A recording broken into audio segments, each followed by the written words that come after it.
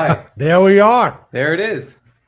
What's up, Oh, that was everyone? abrupt. Welcome to our first Garrett and Steve live from Chrissie Mayr Studios. Live from the Crystal Cave. Yeah, wow, that's right. Yeah. That's where Steven Seagal wrote that reggae album. That we All can't of play his- anymore. We can't fucking play anymore. And that is where, all performers have had their moments of peak, That what you Crystal call it. Cave. It crystallizes your talent and you go to the next level once you write in there. It inspires everyone. And so many songs have been written about the Crystal Cave, almost all of them. You know what I'm saying? I think there's 13 tracks, maybe 8. It's one or the other. No, but you know what I'm saying. The Vajayjay. Oh. The Crystal Cave. Is that what that means? I thought he was literally in some cave, because Steven Seagal likes to meditate and he's a karate fellow. He wrote a song about Punani. I mean, yeah, actually, all the songs are about getting his dick sucked. You're right. Yeah. The Crystal Cave. I think of it as more of a gooey cave. Like Yeah, not hard crystal. Yeah, but the bubblegum cave. you look at it and it's like glints in your eye, the crystal. Like, I'm guessing, I don't know. I think it just sounded cool to him. And he's, That one could be of true those new too. age yogi types who's like, crystals are healing and they have power. And if you write amongst the crystals, you'll land among the stars. He is a douchebag like that, right? I don't know. He's a douchebag that got beat up by everyone that he ended up working for because he was a big sissy boy. But he does like that fake karate, right? Like, The capoeira. is that what there's that one video where he's just like tossing people to the side constantly and he's not even trying. But I'm pretty sure that's capoeira. That's like the energy karate. It's a lot of this and a lot of, I'm going to use your own energy against you. Capoeira, remember Eddie from Street Fighter? I was not a Street Fighter guy. Maybe Tekken. There was Neither like the that, capoeira guy, and he would just spin around on. He was like breakdancing the whole time. Like it was. Yeah, it's dance fighting. It's fake. It's not a real thing. It's like we've shown that. I don't even know if we're doing videos yet, but because I don't know how the demonetization on YouTube works. I'm assuming we can't play shit for the time being anyway. Yeah, I'm not sure how, like, what fair use is, and then, or if like they'll just screw you anyway, and you have to fight it, and you could be right, but then you get screwed in the. Steve, your mic may be off. Can you hear me now? I have it on my mouth. We can hear you. Okay, good. Okay, good. Yeah, sorry. This is a brand new setup. This is I bought these are shitty Chinese mics that I got overnight into my house, and we're just making it work for now. We don't have our final set of equipment yet. This is just to get the show started because we have some time off. We have some, and we wanted to take advantage of that instead of just sitting around eating ice cream every day and I don't know, feeling bad for ourselves. Yeah. Did you eat ice cream every day and feel bad for yourself? I have not. I've actually been going out and kind of doing stuff. Luckily, had stuff planned already, so I kind of been keeping busy. Man on the town. Yeah. I've been doing the opposite. Oh, yeah. I gotta transfer the pictures onto this computer so I can show them. But I, at around 10 o'clock at night 2 days ago, I was like, "That's it. I'm ordering a Carvalanche, and I'm eating ice cream." I don't know what that is. It's from Carvel. It's like a sundae. It's like an avalanche of ice cream. Wow. It's too much. Like it would be too much. How many scoops do you say? It's in like a full shake cup. Oh, okay. Like a milkshake cup? Yes. Okay. But it's like a mix of ice cream and just toppings, and it's diarrhea fuel. It'll make you shit your brains out. But we have to just get into this right away. This is the first topic on the new show. We have to get into me being fat and eating ice cream, but it's been bugging me for 2 days. What happened with this? I have to fucking send you the pictures because I'm either crazy. Well, just show them to me. You're right next to me. No, but I want everybody else to see it too. So here we go. Beep, beep, beep. But how often? I know you don't order food often because we hate do spending money. We do Grubhub, maybe once or twice a week, but not from fast food. Oh, why not? I don't know. It just seems like, I don't know why. It just seems like such a bad thing to do, or not a thing I want to do. That's the whole point for me. Is if I want to eat shitty, I'll just order out. If I want to eat healthy, then that's what the kitchen's for. Yeah, I'm not saying I'm right. I'm just in my head, like the fries will come cold, or I won't get the right thing that I ordered.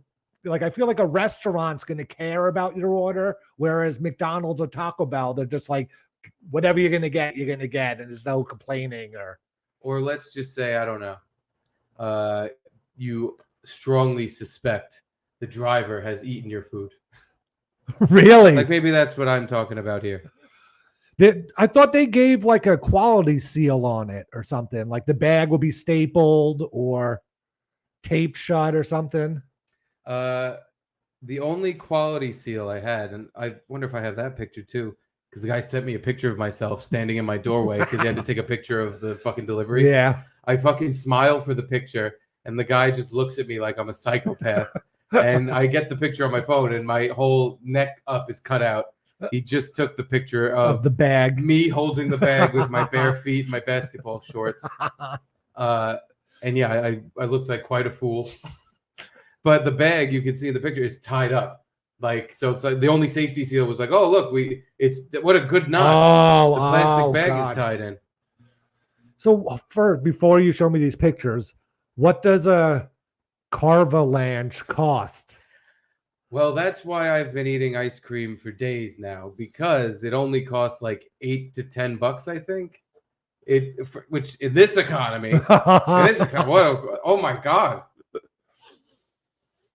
Yeah, it's not too much, but in order to make my 10 o'clock order of ice cream worth it, because I'm sad and fat, I got to order more. Yeah. And Caitlin, she didn't want any. So I'm like, I guess I just got to get more ice cream for myself. So if you'd like, there is a container of vanilla and rainbow sprinkle flying saucers. My favorite. One of the worst desserts. What?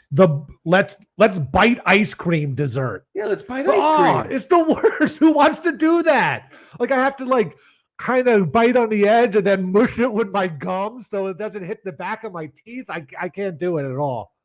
But okay, the first few bites are nightmarish. Hurt your teeth, hard as a rock. Yeah. But the more you hold that thing, and I like to just kind of hold it for a minute or two before I even take my first bite. Because once it starts getting mushy, you can go to town. Oh my God, you can start fucking eating it out. Get all the sprinkles up in a few bites, and then you just start mushing the chocolate fucking outsides and start pooping out the ice cream into your mouth. It's an amazing dessert. I can't believe you don't like it. I can't.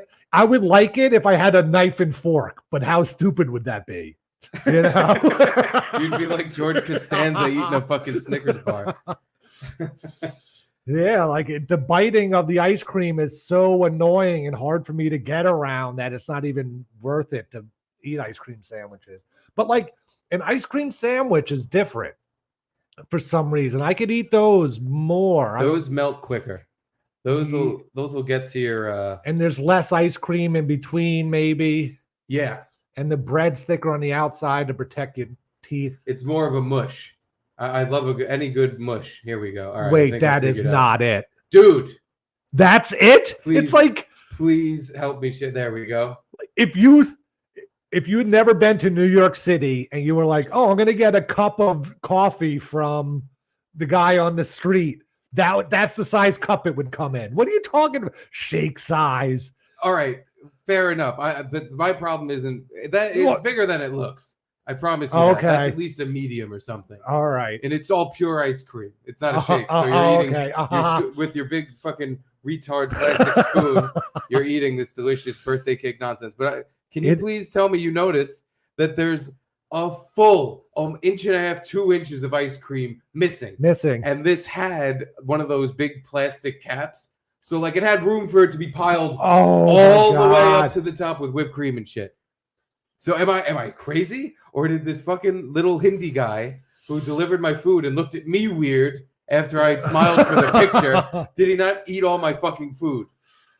Did you see scrape marks in there, or do you think he just used his hand?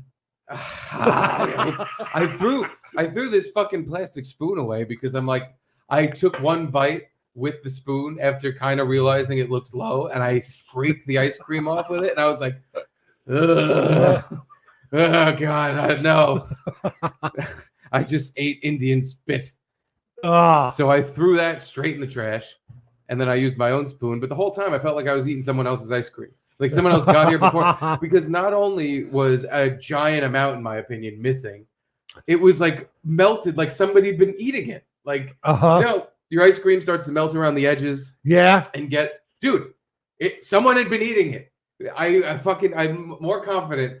So now what do? You think he had it between his thighs on the way over, and he's just scooping it into his mouth? Yes, I definitely think that. I also think that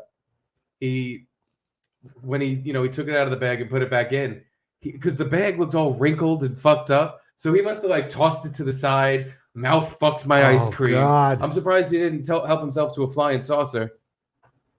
But then, yeah, he just completely ate my ice cream. I have no doubt in my mind. So we have getting super chats coming in, I guess. Super chads. Chad. Now, do you know how to access any of that, or that is just all Chrissie's going to be putting it up? I guess Chrissie's going to be putting it up because I don't know how to do that. Yeah. So those are going to be at the behest of Chrissie Mayr. We'll be seeing some super chats. Yes. I guess we're done with the ice cream picture. But... No, I mean. Oh, no, you're not? You're right. It's like. Can people see this? They can see this screen? Okay. They see exactly what we're looking at. Yeah, that's 20% gone by far, but easily. But have you gotten one before? Yes. And they're filled to the top? Filled to the brim. Really? I have to not take the cap off at first, usually. And I have to eat through the hole in the God. Top. This was sunken in so much. I'm like, did they fuck up my order and not send? Did I accidentally order half a cup of ice cream? Yeah, because the name Carvalanche, you're expecting this awesome thing. And that is a coffee cup filled with ice cream. My face at the base of an ice cream mountain. Just Yeah. While an actual avalanche of ice cream pounds me so hard it buries me and kills me. This was not even a full half a cup. God, yeah. Man, your first fired snack. It was my first fired depression fucking comfort eating snack. And it was just, again, like, hey, did you need to get kicked in the fucking balls today? Here you go. Enjoy your ice cream, fatso.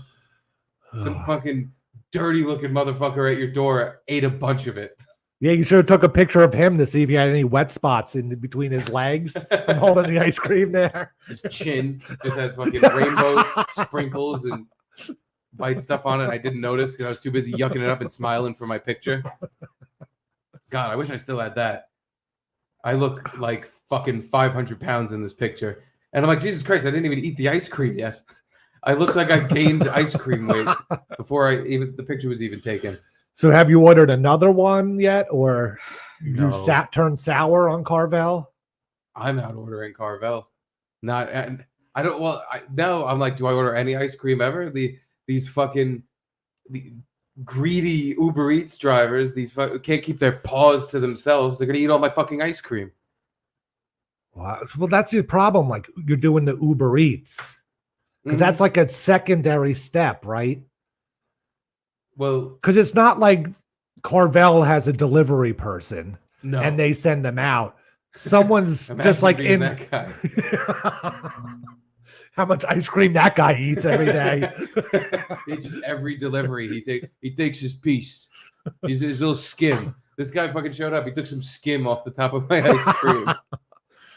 Oh, that'd be a nice fat job to have. Maybe if this doesn't work out, I'll deliver ice cream. That could be my job. Yeah. I'll just ice cream delivery guy, and I'll just show up with half containers of ice cream. I'll be fucking puking and shitting. I'll be like, I gotta use your bathroom. I gotta use your bathroom right now. I forgot I'm lactose intolerant.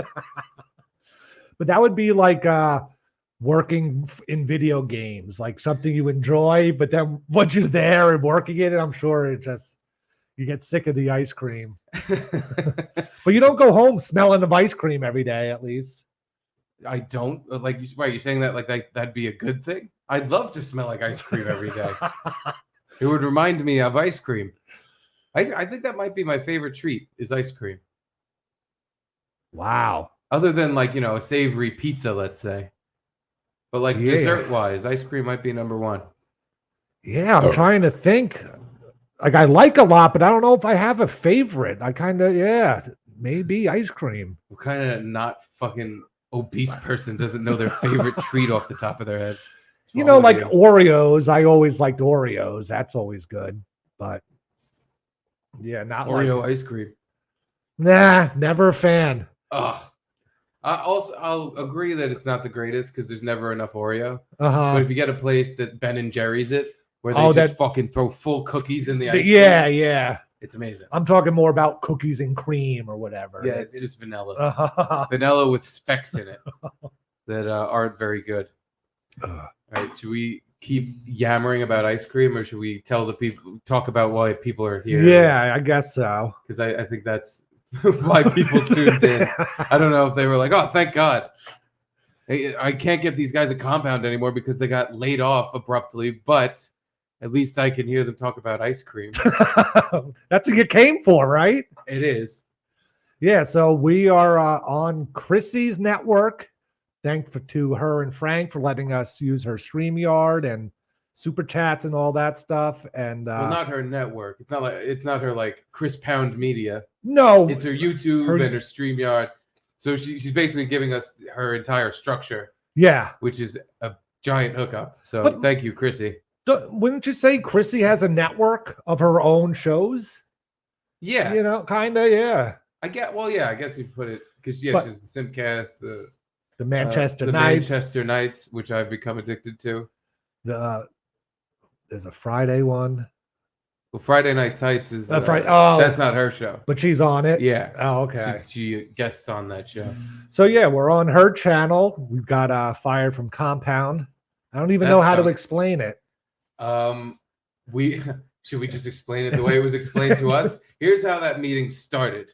Okay, so the long and short of it is, I don't want to waste time. You guys, we're shutting everything down, and you're all fired. Basically, you're all fired. Yeah, basically, yeah. And we were just like, "That's a good one." Wait, really? Yeah. And I just sat there and got sad at first. I feel like you'd be able to see my face just, oh, this is the worst day of my life. And then as the meeting went forward, because, it was Gavin was there in person. Anthony was on Zoom. Odd thing about the meeting was that Anthony didn't even know it was happening that day. Yeah. And until like 5 minutes before, he was just on Zoom after the Wednesday show. He's like, all right, kids, I'll see you later. And we were like, you're not staying for the meeting? And he's like, huh? What are you talking about? What meeting? Like he knew the meeting was gonna happen. He just didn't know when it was gonna happen. I'm assuming they talked like, hey, Gavin, do me a favor. Can you just fire my staff? The conversation probably happened, I'm sure, but exactly when that is happening, it seemed that part wasn't exactly worked out. No, I would think, unless it slipped his mind. Like, oh fuck, that's right. My whole staff is getting the kaput, except for Gino and Chrissie. Oh, yeah. So by the way, as it stands now, Gino and Chrissie will be a part of the new Compound Censored merger. Mm-hmm. So support them, but make sure you support us first because we got fired and don't actually care if you support. Yeah, and they are not a part of anymore. In that meeting, Luby stood up for you and I really hard and told them they're making a mistake for getting rid of us, and they offered us a 50-50 split at first. Well, I think it was 70-30. I think it was 50-50, the first mention of, oh, well, if they have a show, they could do 50-50, like all. And then like the other shows on the network already do, because he named a couple of them. And it was like, But then at the end, I think it turned into, oh, I'll do 70-30, That was after Luby begged and pleaded. She was begging on her knees, begging both legs on the floor. She was like, "You guys got to keep Garrett and Steve." She was really a trooper, trying to fucking, save our jobs. Yeah. She even was like, "You don't need to hire me. I'll be a fucking intern. I don't care. But you can't let these guys go." And I almost wanted to just be like, "Stop! If he wants to let us go, I don't need you to beg. Nobody's begging here. If he doesn't want us, he doesn't want us. Yeah. That's fine." I immediately, like, the second he said, basically, you're all fired, I was just like, I don't want to say any. Like, there's nothing to say. What's the point? I turned into the fucking biggest little sap in the world. I got all sad, and I was like, "Well, are you sure? Are you sure you don't want us to come do a podcast with you? Really? But we have so much fun. Are you sure? Oh, but what if we just don't do it here? We'll do it in a cheaper studio. What if?" And I started suggesting things like a little fucking sissy boy. Like, "Come on, just be can you just be my friend?" Yeah, because there's a way to figure it out that we could do something else, but I felt like such a little bitch after that. But in the moment, I'm just like, yeah, come on, we all gotta be fired. Are you sure? We all gotta be fired. Maybe there's someone we could grease. Can I grease you? Maybe we all keep our jobs. Like, get a little grease. He didn't want grease. No. He wanted to fucking, which that's got to be fun, going to someone else's company and going, "Hey guys, you're all done." Think of all fired. All the times Gavin's been fired from high caliber jobs. He got it back in all one round. Like, I'm getting 6 or 7 people here. Here we go. It was at least 4.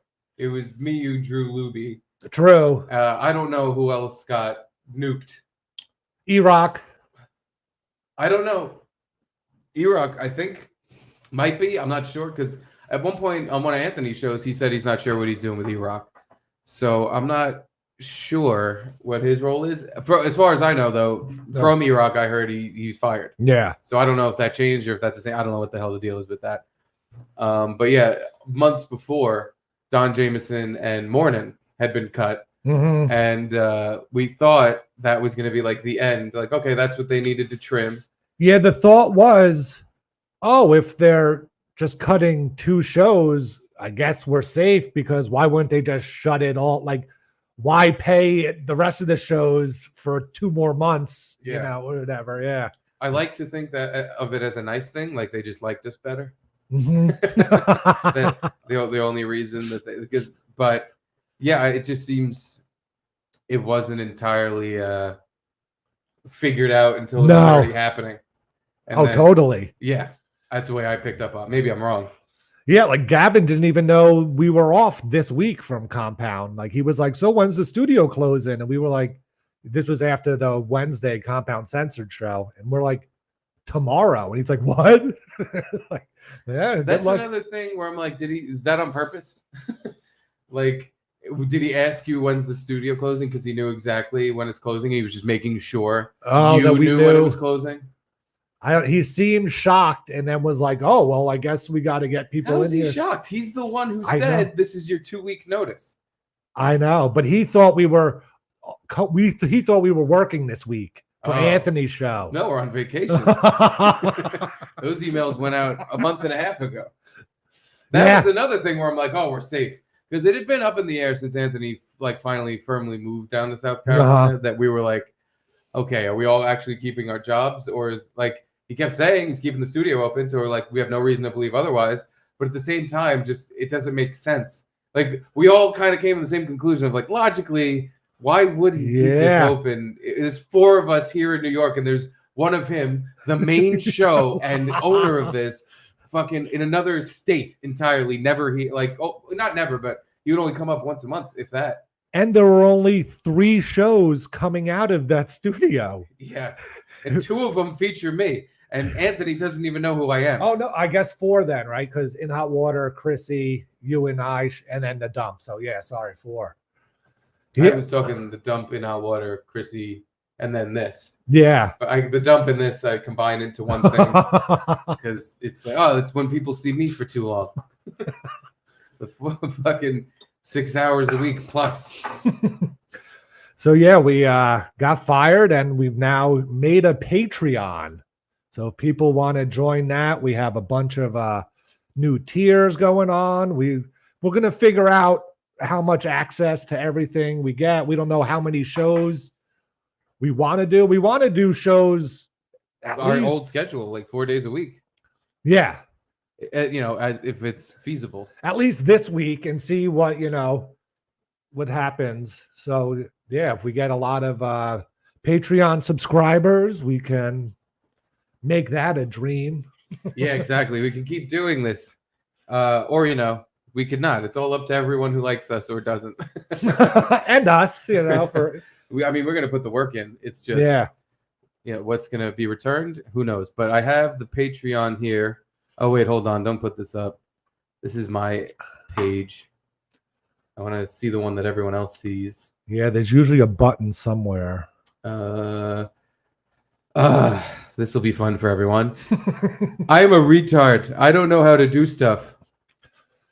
So yeah, let us know how our microphones sound. We have no idea if we're loud or soft or any, we can't hear ourselves back right now, or any sort of criticism about the background or the lighting, but right, we're gonna eventually get better stuff and maybe find a new place or something so we don't have to bother Steve's wife and kids. No, my son loves this. Today on In Hot Water, he literally wouldn't give me 5 seconds to do the show. The second I had him over here, you guys heard it on the show. He threw that big board Oh my God. on the floor. It sounded like a car crashed in my fucking living room. And I was just like, listen, I got to sign off and come back. He knows, like, if I'm on my phone or if I'm just doing something, he's like, hey, you're not paying attention to me. Even if all you pay, like, he'll be sitting there playing with his toys. As long as I'm just watching him, he's in another world. He doesn't give a shit that I'm there. But as soon as I start doing my own thing, he's like, hey, what are you doing? The baby needs attention. Wah! And he'll start throwing stuff. And I'm just like, okay, you're definitely my son. Nice. Hello, boys. I'm going to bring up some super chats. Yes, please. Thank you. Yes. That Okay. helps Okay. out a lot. I didn't know. I didn't want to intrude, but they're No, piling please. up. And During there's our so hot much ice love. cream talk. There's so much love and support. From Rocky Pintosi. Good luck, guys. Thank you, Rocky. Glad I could kick this off. Break some legs. Sirius will be calling soon. I don't know if I want them to call. Yeah, definitely not. I do not want to work for Sirius. That's the problem with, getting fired from this job is I don't want to work in a corporation. I can't work in a corporation. I don't. Yeah. I don't know how to do it anymore. We were the biggest spoiled brats Spoiled in the world in the with world. that fucking job. Uh-huh. It was because the job itself was, once everything stopped, once we have everything working, and basically we were troubleshooters because every day we had the same routine. Yeah. And if everything just worked, all we did was come in and hang out with funny people doing fucking like ridiculous shows. And I fucking missed the heyday when I had a bunch of different shows. It ended up towards the end, I would do my own show and In Hot Water and go home. That was it. That was a dream come true. That was just like, this is the best job in the world. I'm literally doing my own show and In Hot Water, I'm getting paid for it. The only other better job was Drew, who just came in for Anthony's show half the time, and then sometimes Chrissie's show, and then sometimes our show. The funniest thing in the world to me is when he'd be like, I can't make it in. I have this thing I got to do. And I'm like, Drew, you got to be here for 2 hours. You can't, you got to miss 2 hours. All right. Sorry for interrupting you, Chrissie. Yeah. Also, Garrett and Steve are getting super chats. So don't think that I'm just being a Jew and collecting all your super chat money that you're sending into these guys. Just wanted to clarify that. And we are simulcasting to Garrett and Steve's YouTube channel. And if you're not subscribed already, please subscribe to Garrett and Steve on YouTube. From Steve C. Will you guys call Gino and tell him he's gay? Sure. I'll do that right now. This is a special request show. If you want me to do stuff, I will probably do it. I'm very much, because the thing about doing this is it's actually exciting. We were pretty upset about getting fired because we were very settled in where we were. Now this is a completely new thing, which means I can fart into a new microphone and turn it brown. But the other I guess it's not as exciting as someone who, gets fired from NPR and now they can do their gay porn podcast. We were already literally doing whatever we wanted. Yeah. So no matter what, and YouTube at this point might restrict some of the shit we're going to do. And that bugs the fuck out of me. Because on Compound, we could just play whatever videos, say whatever we wanted to say. I'm going to miss that a whole fucking hell of a lot. It was definitely the best place in the world to work. That's why we're all very upset we don't fucking work there anymore.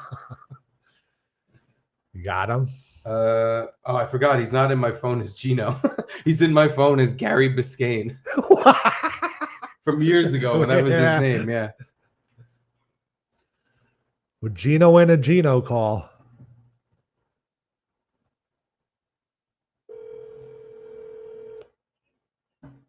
Oh my God! Did you call to say I love you? Is it not time yet? Not yet. Don't Gino. blow it. Don't blow it. Relax. Calm down, Gene. Calm down. Big chance. Hi. Who's this? Gino, you're gay.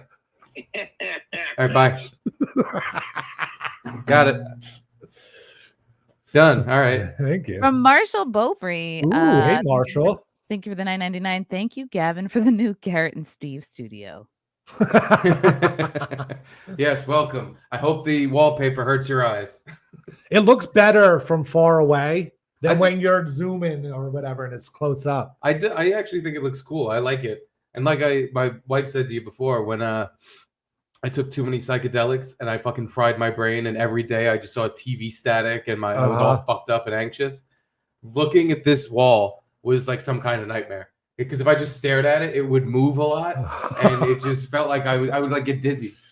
I feel like even if I like wipe my hand in front of it, it screws with my eyes. Like everything just blurs. Yeah, there's too many lines.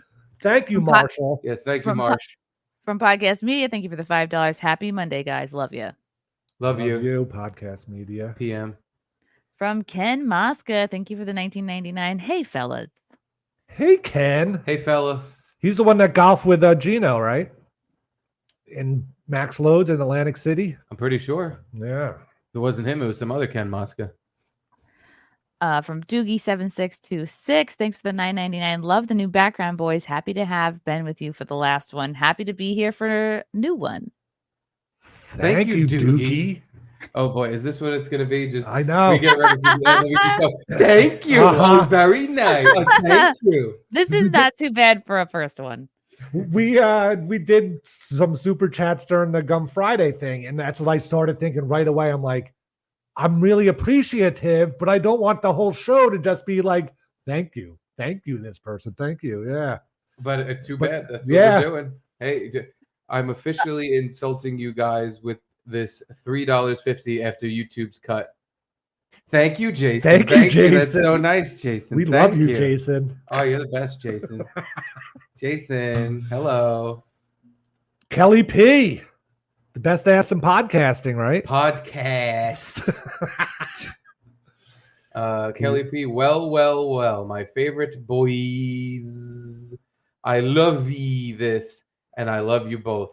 Oh, thank you, Kelly P. We love you. This is the Mike Bichetti cast, where all we do is say, oh, thank you so much. Thank you. Oh, it's really nice. Thank you. Natopia. Hello, Natopia. The Slice says hello. What up, Slays? Thanks for the $20, piece of Slays. Thank you. We got Zane 0013. Love you, boys. Join the Dabbleverse. You will be loved. Well, I don't care. Fine. If people super chat in shit that's like, hey, look at this stuttering John. Well, here's the thing. This is actually a good reminder. If you guys want us to talk about that fucking nonsense, you can make us do it. There's one way. And Chrissie, I don't know if I can share this screen. Give me 1 second. The Patreon tiers we have for the show. Share screen. Here we go. Oh, why is there two? Hold on. There we go. Share that. So the first tier, which is that Frankie McDonald one, is you're doing great so far. Just access to the live streams and regular episodes, so you just get all the regular shows that we do. Second tier is Comedy Pro, where you get all the shows and all the bonus content, because we're going to do movie stuff. Like we're going to watch movies like we watched Watermelon Man. And play video games and watch TV, and it'll just be extra shit we do along the way that you'll get bonus access to, and any like extra thing we do will be up there. And the $25 tier is the Booth Boys Booth Boy. This is your chance to be a booth boy. If you want to be a booth boy, you can be our booth boy.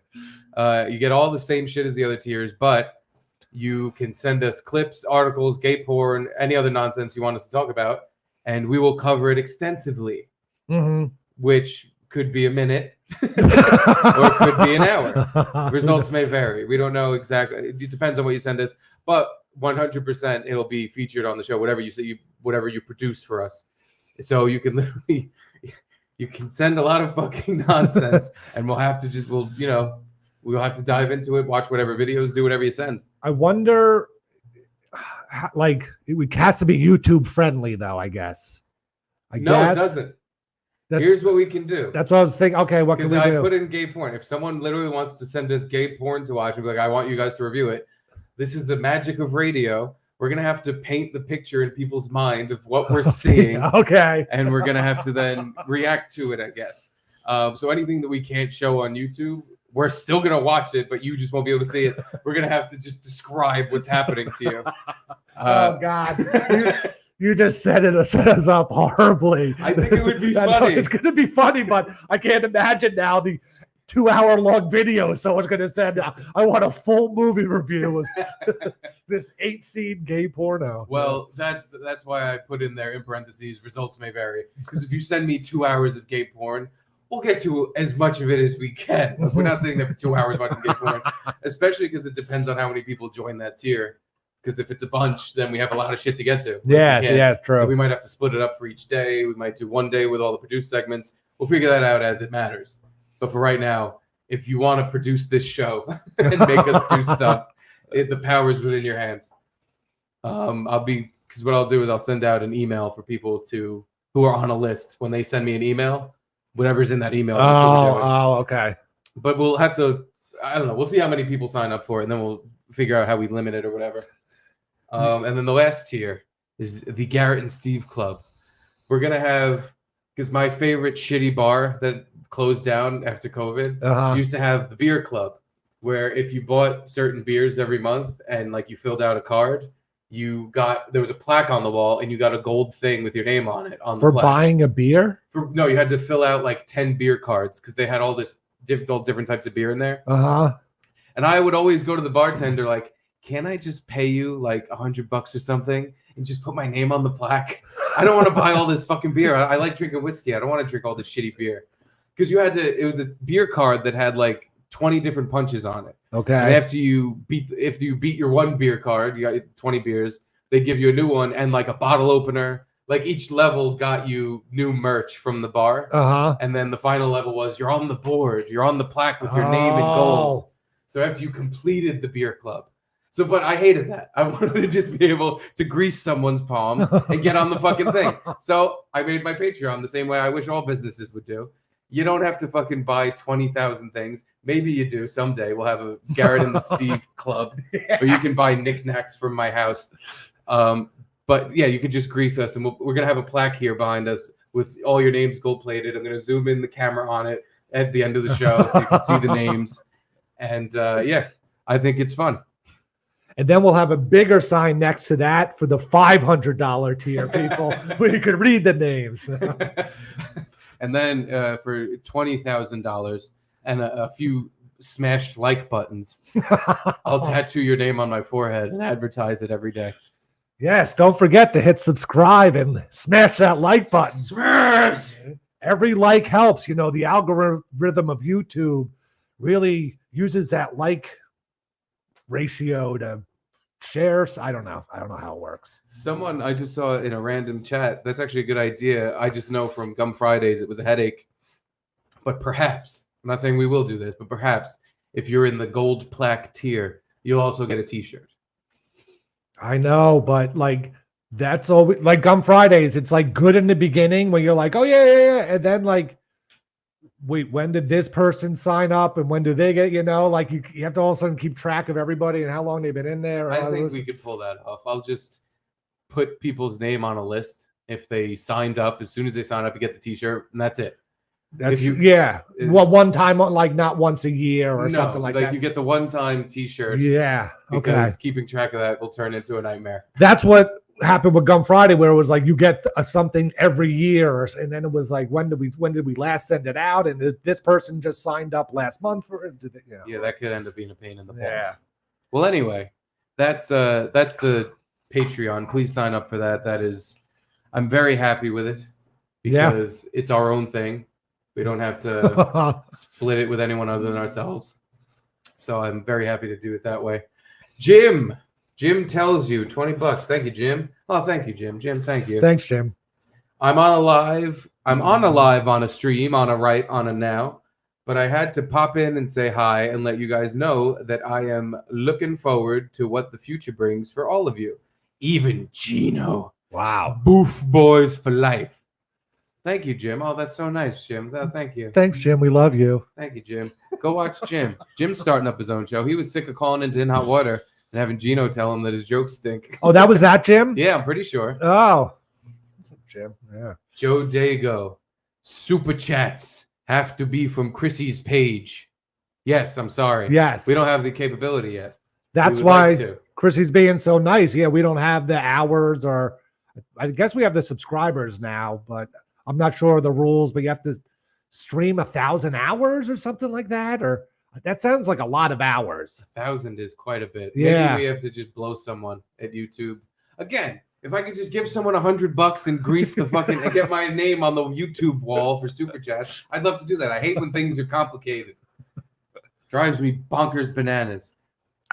Doc Jones 73. Hey, Doc Jones.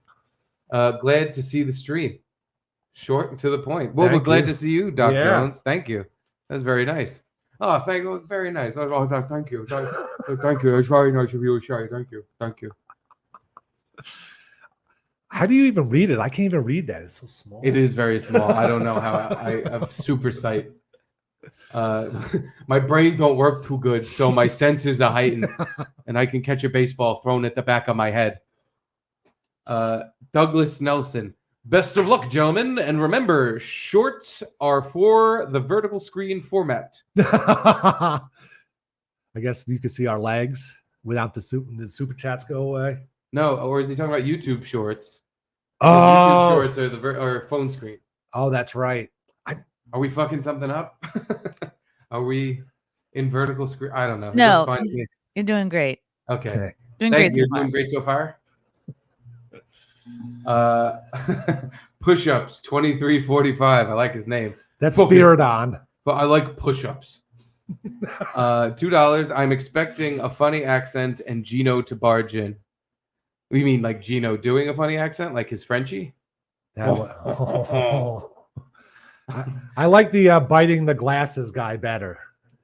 It's whatever he calls that guy. Like, you ever think that? I don't even know how he does it. He should just call it Kirk Cinnamon, like Jim Norton's character, Kirk Cinnamon, because it's the same thing. It's just like, I don't know, guys. Why don't we just give him a chance? Come on. Ugh. Kirk Cinnamon made me sick. And fucking lunch pail, regular Joe. I got my container of coffee. Oh, God. Got my container of coffee in my lunch pail. What else do I need? I don't know. You muckety mucks. Drove me. I don't know how he did it so well that it made me mad. Yeah, I know it's Jim Norton. It's like a real guy that's pissing me off. And those poems he writes, like when he's on an airplane, Oh, it's amazing how annoyed he makes me with it. It's a true talent. and I know he's joking. But Yeah. for some reason, I'm like, you fucking piece of shit. Why'd you write that? Because on some level, you're like, that's in you. That's in you in a real way, and you're just funnily putting it out. Totally. But it's because I get it. I have parts of me that are real, that are like me being a fat loser asshole. That's a real thing. But I just kind of talk about it like it's funny. But it's like, no, I'm really a piece of shit. Chad's missing upper lip. Chad. Hope you guys keep going with this. Think about an RSS podcast feed. You kept In Hot Water afloat once Gino went crazy. Yeah. No, Gino, people like Gino ranting and raving about COVID and the N-word. People enjoy it. We didn't help him really other than to just occasionally Facilitate. pop in and say, hey, you're gay. But he's fine on his own. That's a good thing. He says he needs us, but really he'd be fine. Yeah, he could yell forever. Yeah. He does gratitude cast for 6 hours at a clip sometimes. But that's a good. Do a lot of people listen to the audio? You know what I'm like? This. Do people want an RSS feed? I guess we could do it. Pop up enough that, and it's not like a thing that's going to cost us extra. There's like a way to do it for free. There's a way to do it for cheap. No, you could do it on Patreon. Oh, you can just do it. You could just upload an audio file. Okay, because I saw something that was like, put your audio file here, and we'll send it to all the podcast apps. And I was like, okay, that seems easy. Like Spotify, Apple, yeah, Clapper. I don't know what Clapper is. I don't think it hosts podcasts. Frankie brings it up all the time, and I'm always like, Clapper. So do you want to switch to whiskey, or do you want more beer? Because I have more beer. There's just a little caveat with the more beer. What's that? It's gluten-free. Is that bad? I don't think I've ever even had it. It's my wife's beer. Well, I don't want to drink her special beer. I do. But isn't it made of gluten? Like, I don't get it. Beer shirts is, yes, made of gluten. I don't... Like, it's carb heavy, right? So isn't that gluten? Dude, I don't know how any of the gluten shit works. I thought it was like the carbon of food. Like, all food is made from this kind of sweet thing. If you take it out, like, it's carbonless matter. It's air. Huh. Like, so, yeah, I don't know. We can try it, though. I think that'd be fun. That'd be fun. Okay. I don't want to go through this tangle of wires, so I'll read another super chat. It's on the bottom shelf left side of the fridge. Doogie 7626. Next up, the dump returns, but let's rename it the runs. I was thinking about that. I want this to work first because I'd rather do something with Garrett because he's more fun to talk to than me just fucking talking to myself. So I would do this 10 times over before I did a show where I just yap. But if this goes well and we work out a schedule where I can just kind of not have to think about it, maybe in the mornings I would do the dump and I'll play videos and just talk about the Mets, UK Mets fans, and speaking of which, he put up a new video. How does that taste? You made a face like it tasted really good. Because you go from one beer to another, you don't know what to expect. And this is such Michelob Ultra is such a nothing beer. It's you do the fucking lighter thing. You gotta hold it like your dick. Hold it like which one? The bottle. There you go. Okay. Get your big knuckle here.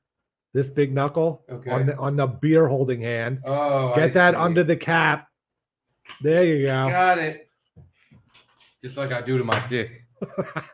Oh, my wife just texted me. Drink my beer. Stop listening. Hey, we're doing this in private, babe. Come on. Where's your kid? Like, what room is he in? We put him in the garage, which is a block away and like under the and complex. hot. Really hot.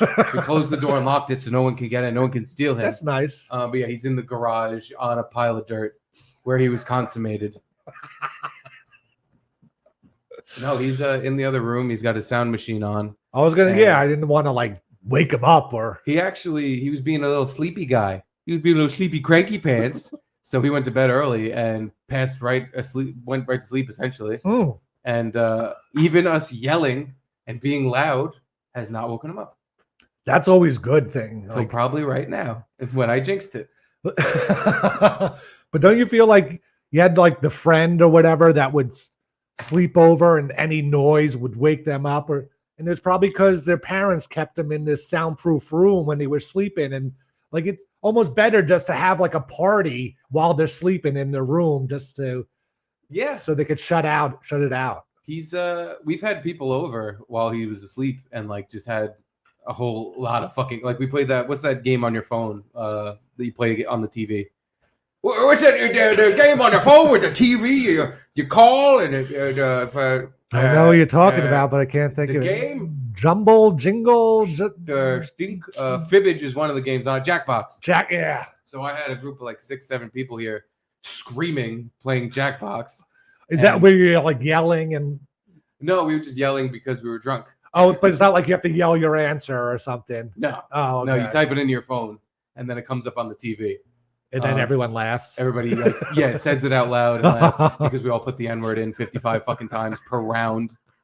That was my favorite part of playing that game, was that I'm the Compound Media fucking, KKK member. And I was getting beat out on N-words in some rounds where I was just like, Jesus Christ. All my normal friends they come to my house and it's like the N-word zone and the FAG zone where they're just throwing that around. And I'm just like, listen, this is what you're all here for. I love it. But it's like a curtain fell. I'm just like, oh, you're all the same as me. But you created a safe space here for your friends. I did. I really did. They could just come over and throw slurs around because they all know, like, what are you going to do? You say it into a microphone at work. You're going to have a problem with it? I'm like, no, sir. Everything's good. This tastes like, I don't hate it. Yeah. It tastes like beer. Yeah. I don't notice it. Like, I wouldn't guess it was gluten-free or something. Every time you say beer, I just hear beer Schultz. Beer. Nah, the science guy. Beer, Is that a YouTube rule? Am I allowed to talk in Chinese? Is that offensive? I'm not sure. Maybe you are, but as long as you're not like making fun of a person, or I don't know. I'm just like maybe I can talk like this, but I cannot say the CH word or the G word, yeah, or the S word, or the Z word. Z word, yeah. Or there's all I can remember. It's got to be more though. Has to be more. Why always G word? G S G like a goo. I didn't say the K. And that's my other question is, what if I just say the word really weird? Like if I put on a voice and I say, like the N word, will it not pick it up because I said it weird? Well, first we're on Chrissie's channel. That's why I'm not testing this out. I'm posing the question. But yeah, I don't know. There's some videos out there where people are saying it all the time, just in conversation on a podcast. So I think you could say it, but it might be context related. Who knows?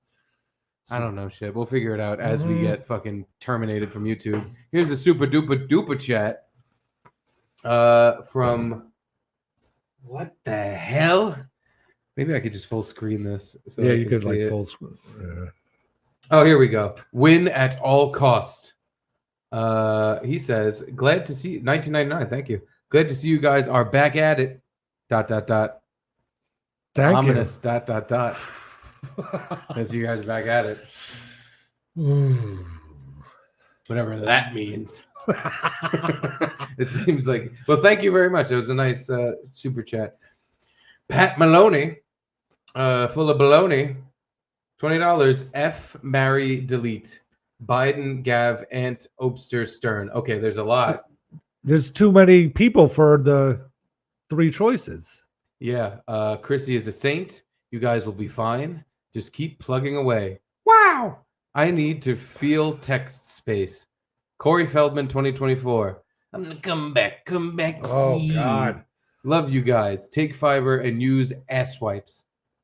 He Anthony played a new song of his recently, but there was another song too in the same studio and everything, and it was horrendous. It was just like I don't want. We can't pull it up, I guess, but it was just like cha-tunk, cha-tunk, cha-tunk, and then he would just sing some stupid melody that went right with the ka-chunk. So it was just like all the same thing, ka-chunk, and it was the most minimalist, stupid song ever, but he's sitting there feeling it, like he's getting into it.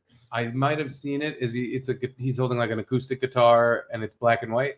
No, that was Blackbird. That was when he said, I'm the Blackbird king, flying in the air. You know what I mean? That was his birthday party that he throws for himself. and invites people to come so he can play. Oh, are we allowed to play this? What song is this called? Nice. The joke. The joke. This is it. Yes, thank you, I'm the Chrissie. joke. I'm the joke and a king. It starts off with this completely nonsensical thing. Hate that. I sure do hate that.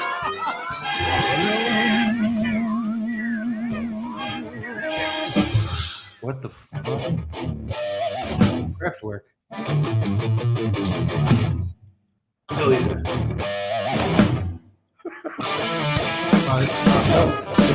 The joke is on you.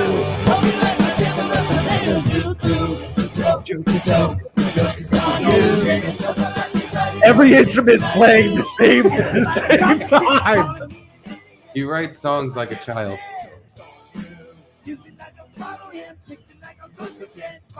Like a pussycat.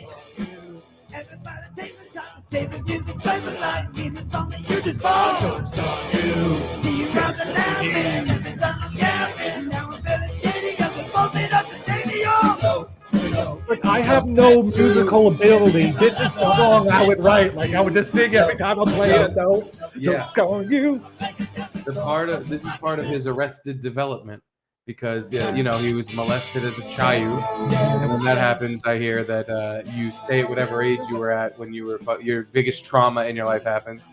But usually, guys are able to turn that mindset into like being extremely creative because they're freer in their head in certain ways. With him, he's locked in at that age. He makes music like he's fucking 13, and he acts like he's a 13-year-old. He's got Corey's Angels. Not anymore. No? Yeah, this is, I think, his new band. They got rid of him. I guess he got sick of dunderhead fucking women with zero brain showing up, just asking for money and not being able to really play the instruments. I can't keep affording this, man. These broads cost a fortune and they can't play anything well. Yeah, you think, like, just say you hire some studio musician, he's going to be pretty cheap, but if it's a hot girl that can hardly play, she's going to be more expensive than the guy who's good just because they have the looks. Yeah. She's a feather brain, and she can just, her whole draw is, I'm pretty and I'll be on stage with you with the angel wings. And, you know, well, at least he kept one angel, the Barbie angel. I don't know. That might just be his girlfriend or something. It was truly his angel. So bad. Thank you, Chrissie. Yes, thank you. I talked over most of it because I'm a fucking... No, but that you got it. The whole thing. Oh, it was the joke is on you. As the drum's going. Play something a little different or a groove or that's all I liked it. I'm gonna buy that album. So I went to a concert last night at City Winery. I saw this guy Quinn Sullivan, who I found, it was just like a YouTube video, like what happened to Quinn Sullivan or something like that I saw maybe 3 years ago. And it was about this kid that was 12 or 13. He was playing with Buddy Guy and Eric Clapton and B.B. King, or like all these blues guys. And this kid would like come out and rip it up on stage and stuff. And he was on Ellen and she kind of made a big, but then he just like faded away and he came back, you know, he's 24 or 5 now. So like 10 years later, he came back. And that's when I saw the video. I was like, oh, I kind of like this guy. He's pretty good. So I've been seeing him a few times. Saw him last night. Oh, is this him? Oh, shit. How about that? A Oh, music wow. I never marvel. saw this He's young. only 5 years old, This folks. is why We're you're gonna such a introduce you to fan. him. Fella, 34. Karen Marinella. Karen Marinella. Karen Marinella sounds like a good Italian dish. Sounds like Karen Marinella with extra sauce. So he's this, when I first started He's seeing this him, little like kid you have a crush on. 22-year-old guy I have a crush on. Totally true. And this is the third time I've seen him. Every time I see him, the crowd is, I'm the youngest person there. Really? Yes. So all the pedophiles, aside from you, are way older. That's interesting. Yes. But Or they were huge fans of his when he was a little kid. And now they're still going to see him like, hey, Quinn, I remember when you were just a little boy. It's not guys. It's a lot of couples, like a guy and his wife and stuff. But yeah, when we sat down last night, the couple to our right must have been in at least late 50s, probably 60s. The guys right in front of us, in front of the stage, they were like kind of like European football hooligan kind of looking guys, but they were definitely in their 50s or something. And it's like, I've tried to ask one time before, like, how did you guys find out about this person? And I asked the last time I went to some like older, maybe a Jewish lady or something. And she gave, I forget her answer, but it was such a non-answer. Like I didn't get any info out of it. Well, how'd you ask? Did you go, hey, Jew, why do you like this? Hey, old Jew lady, why do you like this? Hey, old Jew bag. Why are you watching Quinn? He's mine. He's my boy. But like, honestly, there's maybe someone in like young 40s, younger than me, but there's no one. It's the weirdest thing. I don't get it. And then you go to these shows and it's the people know the songs, but they're not like, no one gets up and dances or anything. And it's kind of at they'll be at clubs where you can eat dinner beforehand. So you're sitting at so it's not like prone to standing up, but no one's getting up and dancing. No one's really like bobbing their head, but everyone's focusing on what it's like. I can't figure out what's going on. They're just staring at him. Yeah. So first of all, I worked at a place. Well, continue. I'm sorry. I don't want to interrupt. I have several things to ask about this, though. No, go ahead. First of all, I worked at a place called RH Tugs back in the day. Mm-hmm. It doesn't exist anymore. I was a bus boy. And we would have jazz night like every Thursday night or something. And people would come in, like the place would get packed only for jazz night. And they would come in and they would stare at the guy playing or the band playing like they wanted to fucking kill him. They would just have this really serious, focused look. I just remember guys sitting there like this. Like multiple. Most people were either normal and like chatting, but more than half the people would just be staring at the jazz. Like it literally looked like they were trying to blow up the fucking trumpet guy with their brain. Like, but it was like that's how they enjoyed it. Like focusing super hard. God, I love this. This is my favorite series of sounds. And the fucking music was so goofy and like made no sense. But that sounds like what you're describing. It could be because he is. I don't want to say a virtuoso, but he started young and was good, so he's definitely got the chops. So maybe it is just people that are into music and just want to watch and study what he's doing or something. Angrily decipher every note. So it's good placement of the G. When you're at a concert, are you bob your head kind of guy? Are you Yes. Okay. I at the very least have to bob my head. I start feeling weird if there's people around me standing up and all into it. I'm just sitting there. Yes. Because I'm like, if I'm enjoying the music, I'm like, well, why am I acting like a jazz enthusiast? I like this. So I'll get up and just, yeah. And if I like metal shows, so I haven't gone in a long time. And I feel like I might be too old now. But I used to like going into the pit. Oh, God. Getting tossed around and fucking, throwing bones. But now that the idea of it scares me a little, and I'm just like, I'm gonna probably break something. And like, I'm too old and fat. I'm gonna like run out of breath. Oh, we have a super chat. Ooh. That's the Yankees Star Wars noise for when there's two strikes. Painjamin. I know him. Wow, Thank you, $100. Painjamin. I know him from Twitter. He sends me stuff all the time for the dump. Nice. Be a producer. Be a booth boy. Keep sending me stuff. Hey, boys. Love ya. And yes, in the gay way, of course. Yep. Never stop doing this. Definitely keep the intro with and God created Garrett and Steve. Give Shuley. You want to give Shuley a call. Call Shuley. Frog can help you with the ins and outs. Okay, well, I think we need some help with ins and outs. To be fair to us, I wanted to get a whole other setup from B&H and spend $1 million that I don't even fucking have.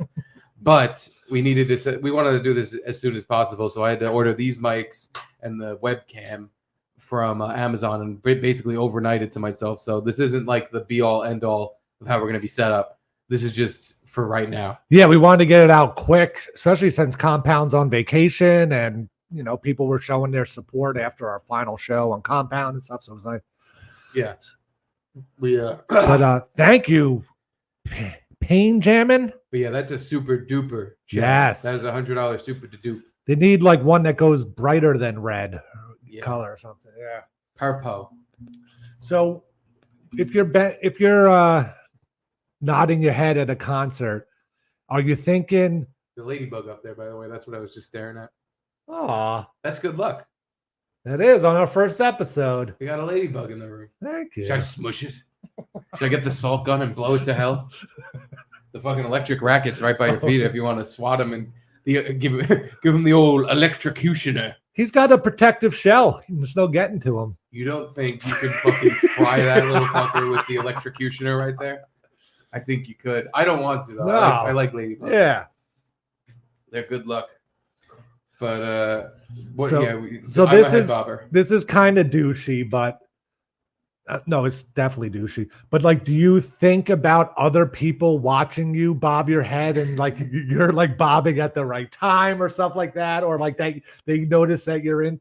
Not that you want them to be, but I think about people watching me while I'm bobbing my head. I've been able in all the shows I've gone to not think in any way like that, just because there's so many people around. Like a mosh pit's different, you know. Yeah. But even when I'm not like even like sitting up in the upper seats or whatever, I still like unless someone's acting ridiculous, you don't notice them. And I recognize that like nobody's gonna notice me doing this. Like it never even occurs to me to think because I'm not doing anything crazy. Same with me. I'm not doing anything crazy, but for some reason in my head, I'm always thinking like, oh, someone's watching me now. I'm right on the beat. Like, look at this other guy. He's not on the beat, but I'm on the beat. So we're at this show and It's called autism. I know. Like, I didn't even want to bring this up. It was so I love weird. that you did.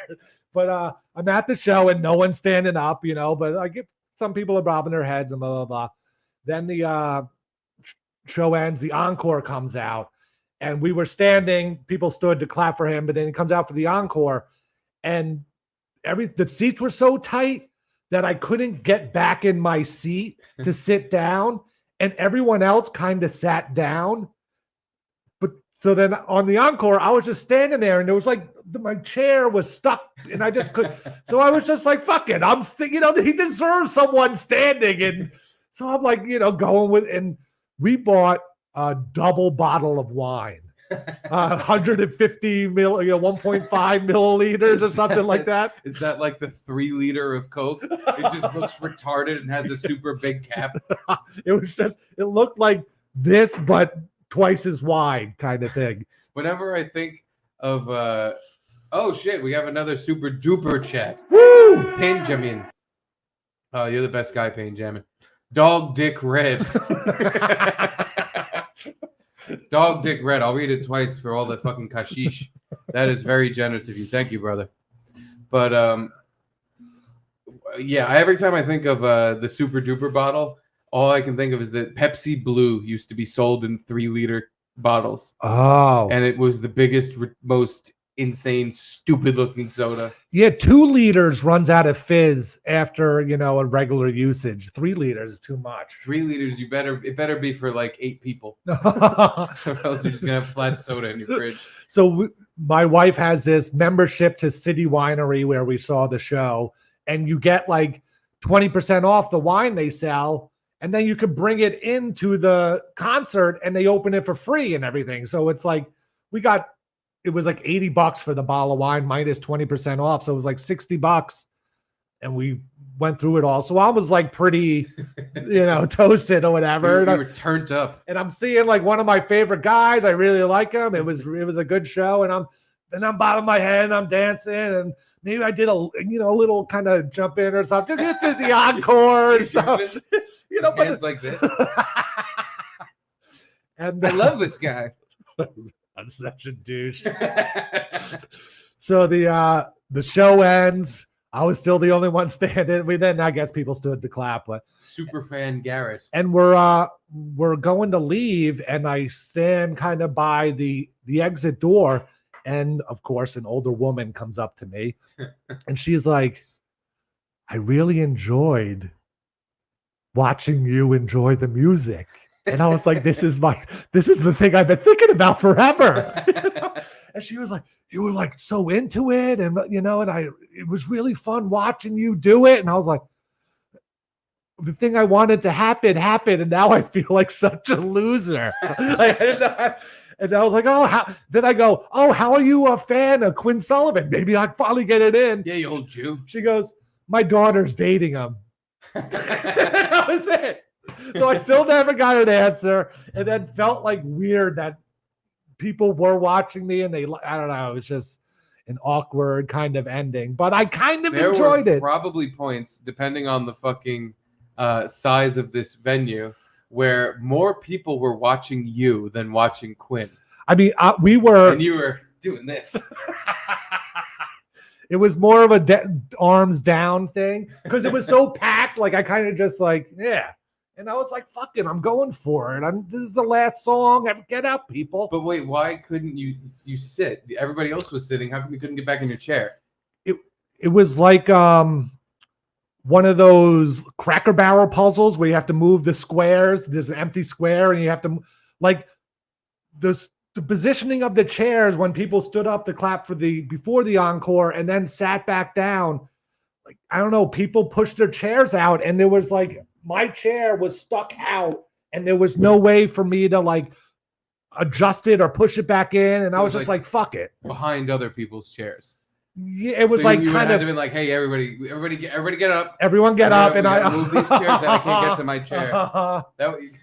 What would you prefer, making a scene that way, or being the one guy in the whole place jumping around like a fairy to the guitar music? to the young guitar boy. You're my favorite, Quinn. I love you. That was but yeah, this like when I go to see him, it's like this guy should be a mega rock star, at least in my mind. It's like the stuff he's playing and the way he does, and he's not like I don't know, like a speed guitarist or something, like he just like knows how to play, in my mind, like the perfect notes or like do everything right. And it's just, he's amazing. But he doesn't sing? He does. Oh, he does sing. Okay. Yeah. Because, I can never get into guys that just play guitar. Oh, no, I need something else happening. I'll listen to one song, but if it's going to be you up there for 2 hours, just... I can't fucking get my head around that. And that's the thing, too. I can't dance to that. Like, his songs are... What I think he's just like, he tried the blues stuff and realized he can't really make any money in that. He was sick of people staring at him like this every time he put on a show. So he kind of makes like poppy-ish songs. So it's like, I like the songs, but I wouldn't like be like, hey, you got to check him out, and I wouldn't recommend it to everyone kind of thing. But yeah, he's really good. So poppy-ish songs. So is this like your Nick Jonas? Does he sing like, oh, I'm on the telephone now? No, it's a little less. It's definitely like guitar driven or whatever, but like maybe sort of blues. I don't know. It's hard to. Do you think he saw you in the crowd and was like, that's my guy? I mean, he was literally from that camera to me. He was on the front of the stage. There was the table of the football hooligans right in front of him, and then my wife, and then me. And me.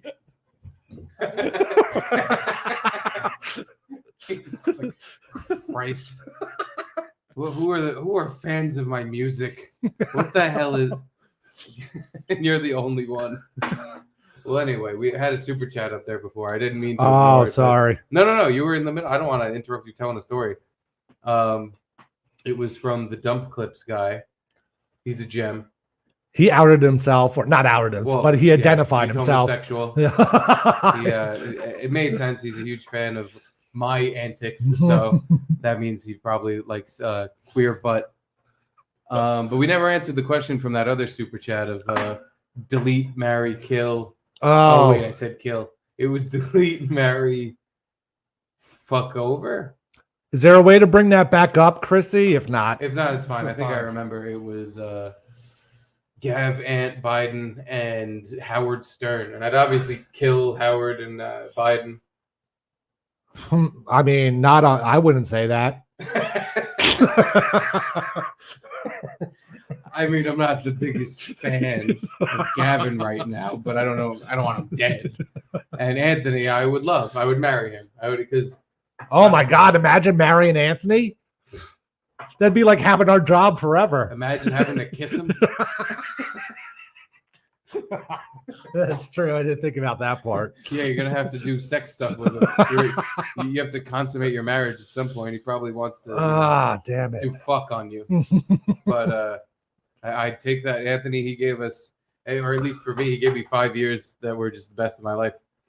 So I can never be too mad or fucking cross with him. Yeah, no, never. I owe everything to him. Like, I understand why he did it. I mean, maybe not agree 100% about that.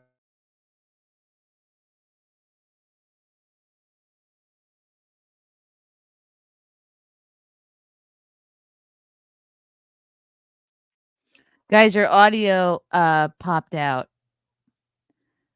We can't hear you. Oh dear. Can the chat, is it just me? Can you guys hear him? Shh.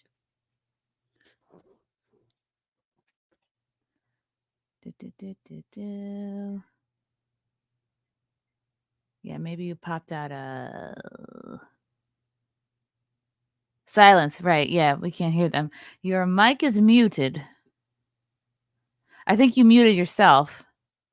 Yeah, I can't unmute you. Okay. How about now? How funny that happened when I put Lindsay's super chat up. Sorry I wasn't there for the last show to unplug all the mics. Does this work now? Yes, here you are. Okay, great. What happened? The fucking board turned off. Oh, that's a good sign. Yeah, I wonder if I have to have it plugged into a power source. I thought the computer we're using was the power source, but it might not be. Yeah, it'd probably be better to have it plugged in. Well, it's working now. The fucking piece of Chinese lovely equipment didn't come with its own.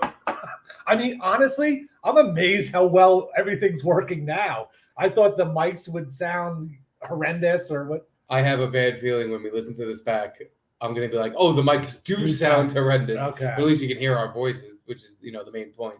But yeah, this fucking thing didn't come with anything to like plug it into the wall. So I assumed plugging it into the laptop was its power source. Yeah. Because the instructions were written in Chinese English. So it was like, very good support microphone now. And I was like, thank you. The fucking front of the box says, best global selling microphone in world. And I was like, well, that means I bought the best. Wow. This is probably... Well, anyway, back to the Super Chad. Super Chad. People are saying mics aren't bad. Okay. I wonder if the thing turned back off. No, can't hear. Gavin shut our mics down. Gavin just came in and said, you guys are fired and we're shutting it down. Did you see the Lindsay super chat? I was about to read it. Let's read this one. The dump clips, $20. Thank you, Mr. The Dump Clips. First, I loved the dump. Then I loved Garrett and Steve. I love you. I love you, Dump Clips. I love you, Dump Clips. Thank you. Oh, that's so nice. What a nice thing. Thank you, Dump Clips. That's so nice. Thank you. Thank you so much. You guys are always so nice to me. Thank you so much. Chad's missing upper lip. Will you call Ant and tell him he's gay? Unfortunately, I do not have his phone number. Oh, me either. I don't know if that's true, but I know I definitely don't have it. I have his email address. Maybe I can email him. But yeah, I've never been on the phone with Anthony. He liked to. Yeah, I honestly don't think I've ever called Anthony on the phone. It'd be very funny if this was the first time you ever did, and that was the thing you did. You got him on the phone and said, "Hey, Anthony, you're gay," and just hung up like I did on Gino. It might literally be the funniest fucking thing. I can't do it. It's so disrespectful to him. I don't want to disrespect him at all. You're right. It would be hilarious, and I should do it, but I can't. If you were gonna do it, how would you say that you're gay? Would you say it's slow and drawn out, like, "Hey, Anthony, you're gay," or would you do "you're gay"? You're gay. Uh-huh. Hey, you're gay. You just try to make it so he didn't even hear it. It's a good strategy. Here we go. Another super Chad. Bernard Gresser. Your name looks like Bernie Greaser, and you should call yourself that. Hey, I'm Bernie Grease. Can you bring back the Steve Areno Casino T-shirts and merch? Hell yeah, sure can. We're gonna have to come up with some sort of casino thing. I know. Maybe we can all just go to a casino in Atlantic City and fucking because we play can't blackjack. We can't online gamble here, right? No, yeah, 'cause that would be fun just to Sports like bet. put in $100 or whatever and see what we could do with it. But Maybe once every other week as bonus content, me and you will drive to Jersey because you can gamble online there, and we'll just gamble online for an hour. we'll go right across the border and just pull out our phones. We're gonna have to get connected to Wi-Fi somehow, so we're gonna have to go to the A&W like Frankie does, and we're gonna have to play, and it would have to be on the computer too, so everybody could see it. But yeah, we could just gamble and blow money, and that'd be fun. I would watch if people who if I liked someone's podcast and they did an extra thing where they just lost their money. I would watch the shit out of that. Here's all your Patreon money. Thanks, guys. We're holding out the window. Let's play roulette. Has the best odds. There's no way red comes up 7 times in a row and I blow 1,200. It's just not possible. We could go to Aqueduct or something. It's kind of closer by, and it has the video games, kind of, and the video poker. Yeah, the video blackjack and stuff. But that might be easier to secretly film. If we sat at a blackjack table, we couldn't really bring our. Unless we used the Gino GoPro and just wore a headband and stuck our phone in the headband. No, it's just there. That's just where I keep it. It's my pocket. You ever watch people gamble, like on YouTube or Twitch? No, the only gambling thing I've ever watched on, I think, YouTube was the thing you showed me. The coin pusher. Oh, that was fake and got me all excited for nothing and fucking bullshit. No, there's guys on Twitch that they're pretty popular, so the casino will let them come in and film their, they said, solo with a blackjack dealer or something. Maybe they'll play 3 or 4 hands at a time. And you almost get the same rush as after you're at the table because you see them losing a lot. You start getting that feeling oh God, what are you doing? Dude, yeah. And then it's almost a replacement for gambling. I want to do something like that. I saw that Dana White, he hired a blackjack dealer to come on his fucking yacht and just deal him and his son on blackjack while they were in the middle of the ocean with real money and real chips. So I want to do something like that where we just hire a dealer to come over and play blackjack with us with someone else's fucking money. But I think that'd be fun to do. That'd be a fun thing to invite people to come to as a live thing. We're not even going to really do a podcast. We're going to sit here with microphones and play blackjack and there was a guy that people can come in and play. Used to call in the Compound Media. He was a blackjack dealer and he had tables and stuff. He had it already wanted to do a blackjack kind of thing at Compound, but it obviously never. I would love to fucking do that, and not with real money. So I don't know how that would work with the dealer's money. It's got to be some fucking shady, crooked, kind of mobby thing where you got to pay up front and they'll fucking bust your ass if you don't. So you said Dana White, yeah, and it was on his boat. Yeah, he showed some picture on Instagram or something of him on a yacht with a blackjack deal and a whole table set up. So you're playing, right? And you just say you lose whatever, $100,000. You don't just say, no, I didn't really lose it. Just give me my money back. What are they connected to the casino or something? There must be some sort of you must have some sort of credit card or something with them where once like the blackjack dealer tells someone he lost this much, it gets sapped out of your account. It has to be that. Or else, yeah, why wouldn't you just fucking take the whole table and throw it into the ocean and be like, nobody ever played blackjack here. I don't owe you anything. Or maybe literally like a casino, you have to buy in with cash. And you have to like give the guy money for chips. You're right. But then again, you can just throw him in the ocean and take all the money back after you fucking lose. And I'm sure the company or whatever will ask, like, hey, where's our dealer? Did you throw him in the ocean? But you can just lie. Nobody was out there. The fish gonna tell him? Like, no, he just he left. Yeah, oh, he didn't get home? No, he said I gotta go, guys. He hopped on a jet ski and he took off.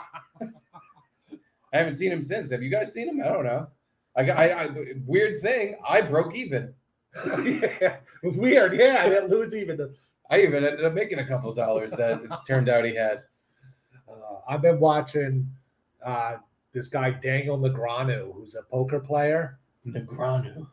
He's a Canadian poker player. He's won one of the most bracelets. He's won like 7 bracelets, and that's the biggest thing you want to poke. But how do you feel about the bracelet? I don't like it. Give me a ring.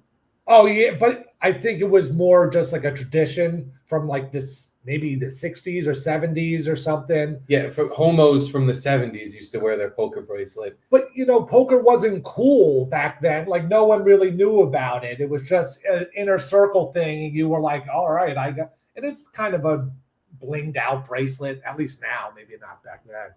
But could you imagine wearing a bracelet? Oh no. Even if I won it in like the cool guy tournament, like I was the coolest guy in the tri-state area. I won this fucking shiny diamond studded bracelet because I'm the coolest. I wouldn't wear it. I'd throw it out the window. But like, would you wear? I guess Super Bowl ring's different because it's a ring. Yeah, you wear it to Hall of Fame events and team events. So yeah, you'd wear your because that's the thing. What if you won 5 bracelets? Are you gonna just wear 5 bracelets to the next poker tournament and jingle like a grandma? Say you won the bracelet that night. Do you go out with the bracelet on? Yes. Okay. Oh God. Yeah. All right. Yeah. You waving that thing around. Yeah, you got to show off that you're the king of poker. So he won a bracelet this year, and he does like a vlog every day because it's the World Series of Poker now, which goes like 7 weeks or something like that, and it's just constant tournaments. And he was down over $1 million, like just joining all these tournaments and stuff. And it's amazing. The amount of money these people go through. And then because he won the bracelet, that was like $1.2 million. So he's in the positive for now. But then he's been joining other 50K tournaments and 100. And it's just like 3 or 4 tournaments going on every day. So like if he'll join a tournament, just say it's $25,000 tournament. First, there's like 2 rebuys. So if you run out and the time hasn't run out yet, like it's not too late in the tournament, you could rebuy again and then rebuy. So another $25,000. That kind of money makes me sweat. And it's insane. And it's like a lifetime of money for me because I've never had a lot. So he's spending like a chunk of what I make in a year. I just want to play some more card games tonight. Yes, sometimes he'll buy in for $20K more, and an hour later he's like, oh, I don't care, but I'm out again. But do you think he's spending all that out of his own pocket, or what's the name of that movie that Jackie Gleason playing Fats Domino, the pool movie? Hustler. The Hustler. They all have guys that front money for them. Yes. So these poker guys probably have the same thing, where somebody throws $1 million, and if your poker guy wins, you get like a lion's share of the profits. Or, 50-50, at least something like that. I think it might be more like he wears GG poker hats and a thing. And so they maybe give him $1 million for the World Series and he could spend it however he wants or something like that. Yeah. But he's just flying through the money. It's insane. And he I don't know. I forgot what I was going to say, but. Hold on. I've got a super chat while you collect your thoughts. Also, it looks like we lost a couple of viewers. Jews, black people, Jews, blacks. gays, trannies, tranny, gay, Jews, blacks. That'll get people back. Look, the number literally went up as I was doing that. People want certain things they expect certain things from the compound booth boys. We're gonna have to say Jews, blacks every now and then, like we did when we worked at compound. We had an N-word quota. Yes. And people they don't understand why we got fired, why we got canned, all this. We kind of were falling back on the amount we said the N-word, and Anthony had just had it.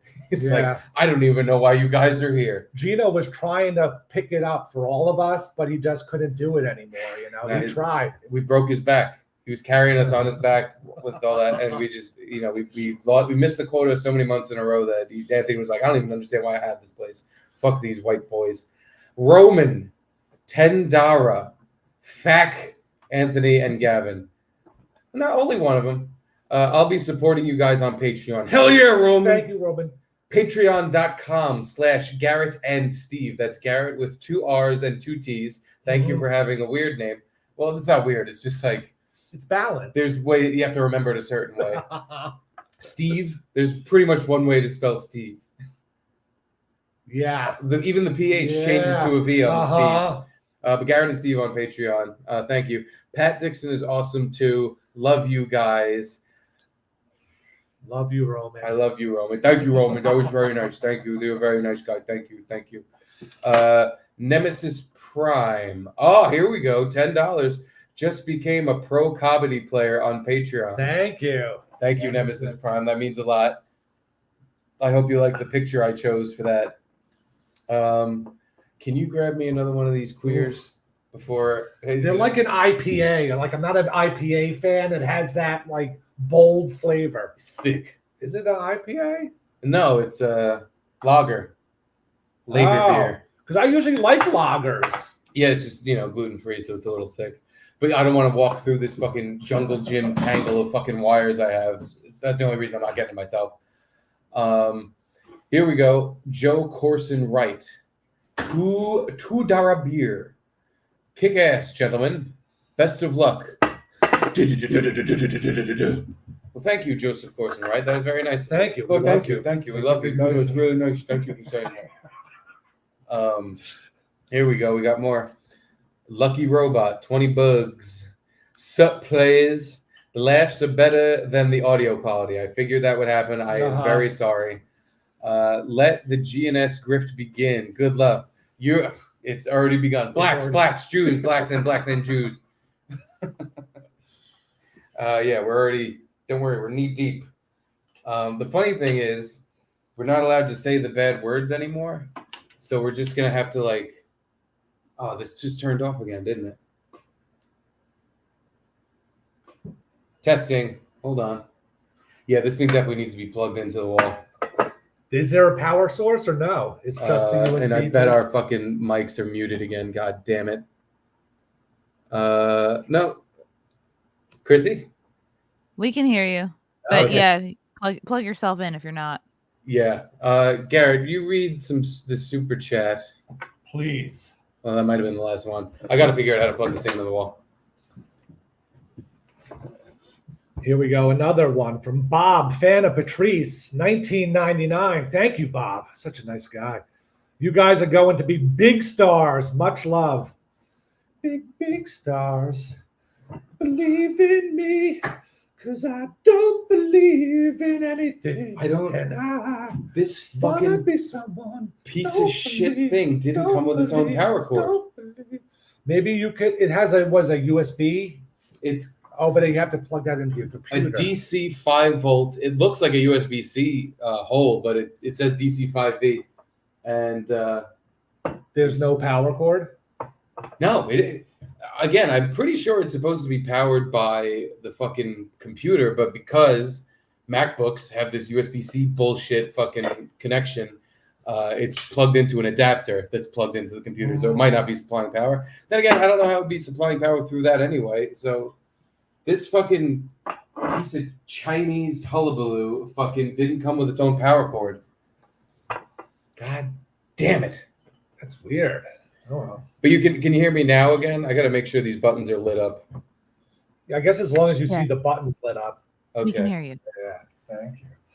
First podcast thing. It happens on every single one. I It's know. guys going, wait a minute, is this on? Is it? Do people do it? Dozilla says, as someone who went through a similar layoff after 12 years during COVID hell, after 12 years during COVID, okay. I feel you fellas. Thursday show was rough, but I really think you guys are going to do well. I really hope Anthony took care of all you guys too. Thank you, Dozilla. Thank you. Well, in what way? He's taking care of us as in like this is the most gentle firing I think anyone's ever gone through, in that we were told you ain't got no job no mo, but you also can work for the next couple of weeks and get your stuff together, and if you want your content, you can take everything with you. We're not like he's treating us right in that like we don't feel completely slighted or like we just hate we got laid off. That sucks fucking fat balls. But this fucking thing, it's definitely dead. We should probably wrap up then. Yeah, I gotta figure out how to plug this. One Here, second. you know what? You guys got a ton of super chats. do So this. if you want, I can read through them, or if you want to read through them, but I just want to make sure everybody gets their super chats Yeah, read. we just hate that this mic keeps turning off. We don't know how to We fix can it. hear you. Okay. I'm going to. Nope. Are you going to go to Mac Audio? See if that'll fix it for now, just so you can hear us better. Where in the fuck? Settings. Audio. Oh, it's already on the MacBook. Okay. So you can hear me. Hopefully. I think. If you can hear us, throw up a super chat. Yes, we can hear you. Okay, yeah. Well, you read them and we'll yell into the MacBook.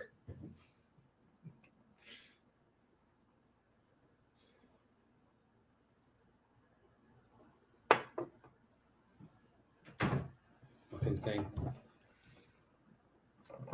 Dozilla, we saw that one. Yep. Thank you, Dozilla. Oh, here we go. That's a good point. Snowballs $4.99. What's stopping you from streaming from Compound this week since Gav gave you 2 weeks? Could help with the transition. Love you guys. Keep it up. Thank you, Snowballs. We thought of that, but we were like, we don't want to touch this stuff anymore now that it's like not ours really. And a lot of the equipment's gone. Yeah. Like our second TriCaster's gone. A few microphones are gone. The cameras are gone. Or most of them. Yeah. So yeah.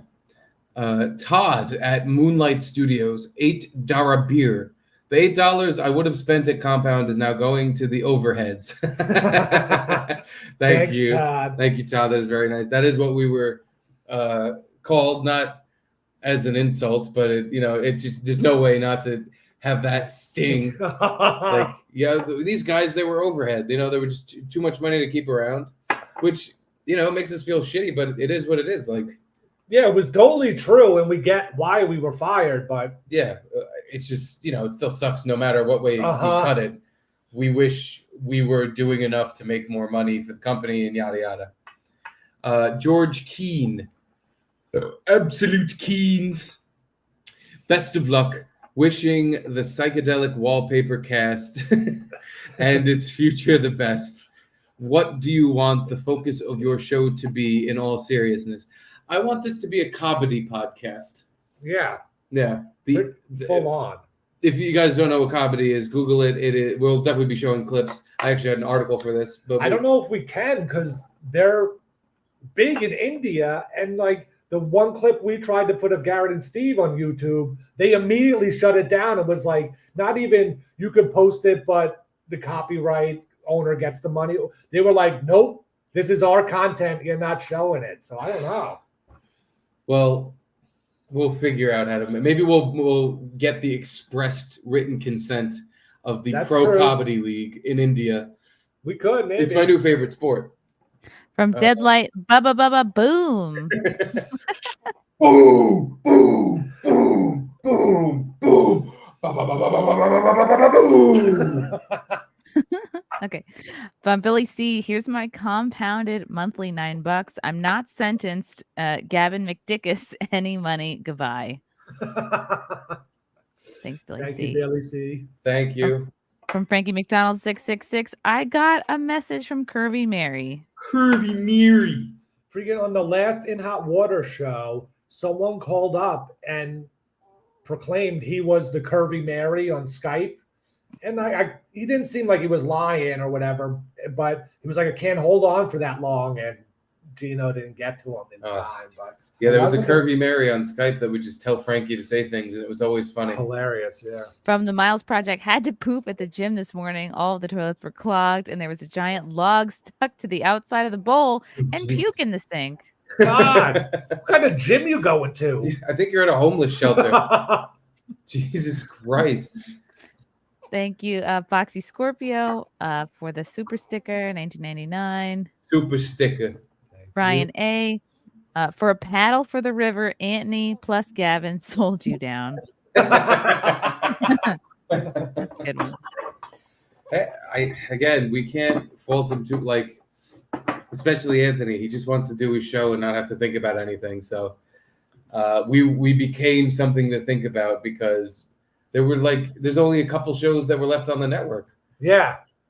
It was impossible to keep going. We had more producers than shows at one point, I think.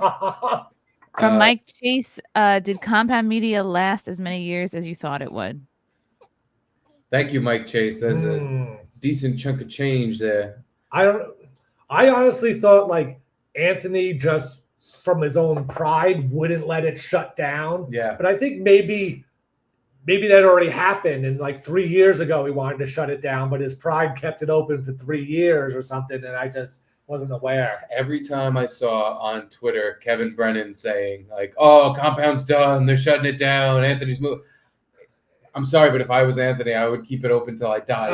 Just to be like, "What? What's shutting down? You fucking ass!" I would just to spite him and all the people that would dogpile on that and be like, "Oh, it's done, it's fun." Yeah, I would have, which is probably what he ended up doing for the past couple of years. He was just like, "Fuck all these people that say my company's not good.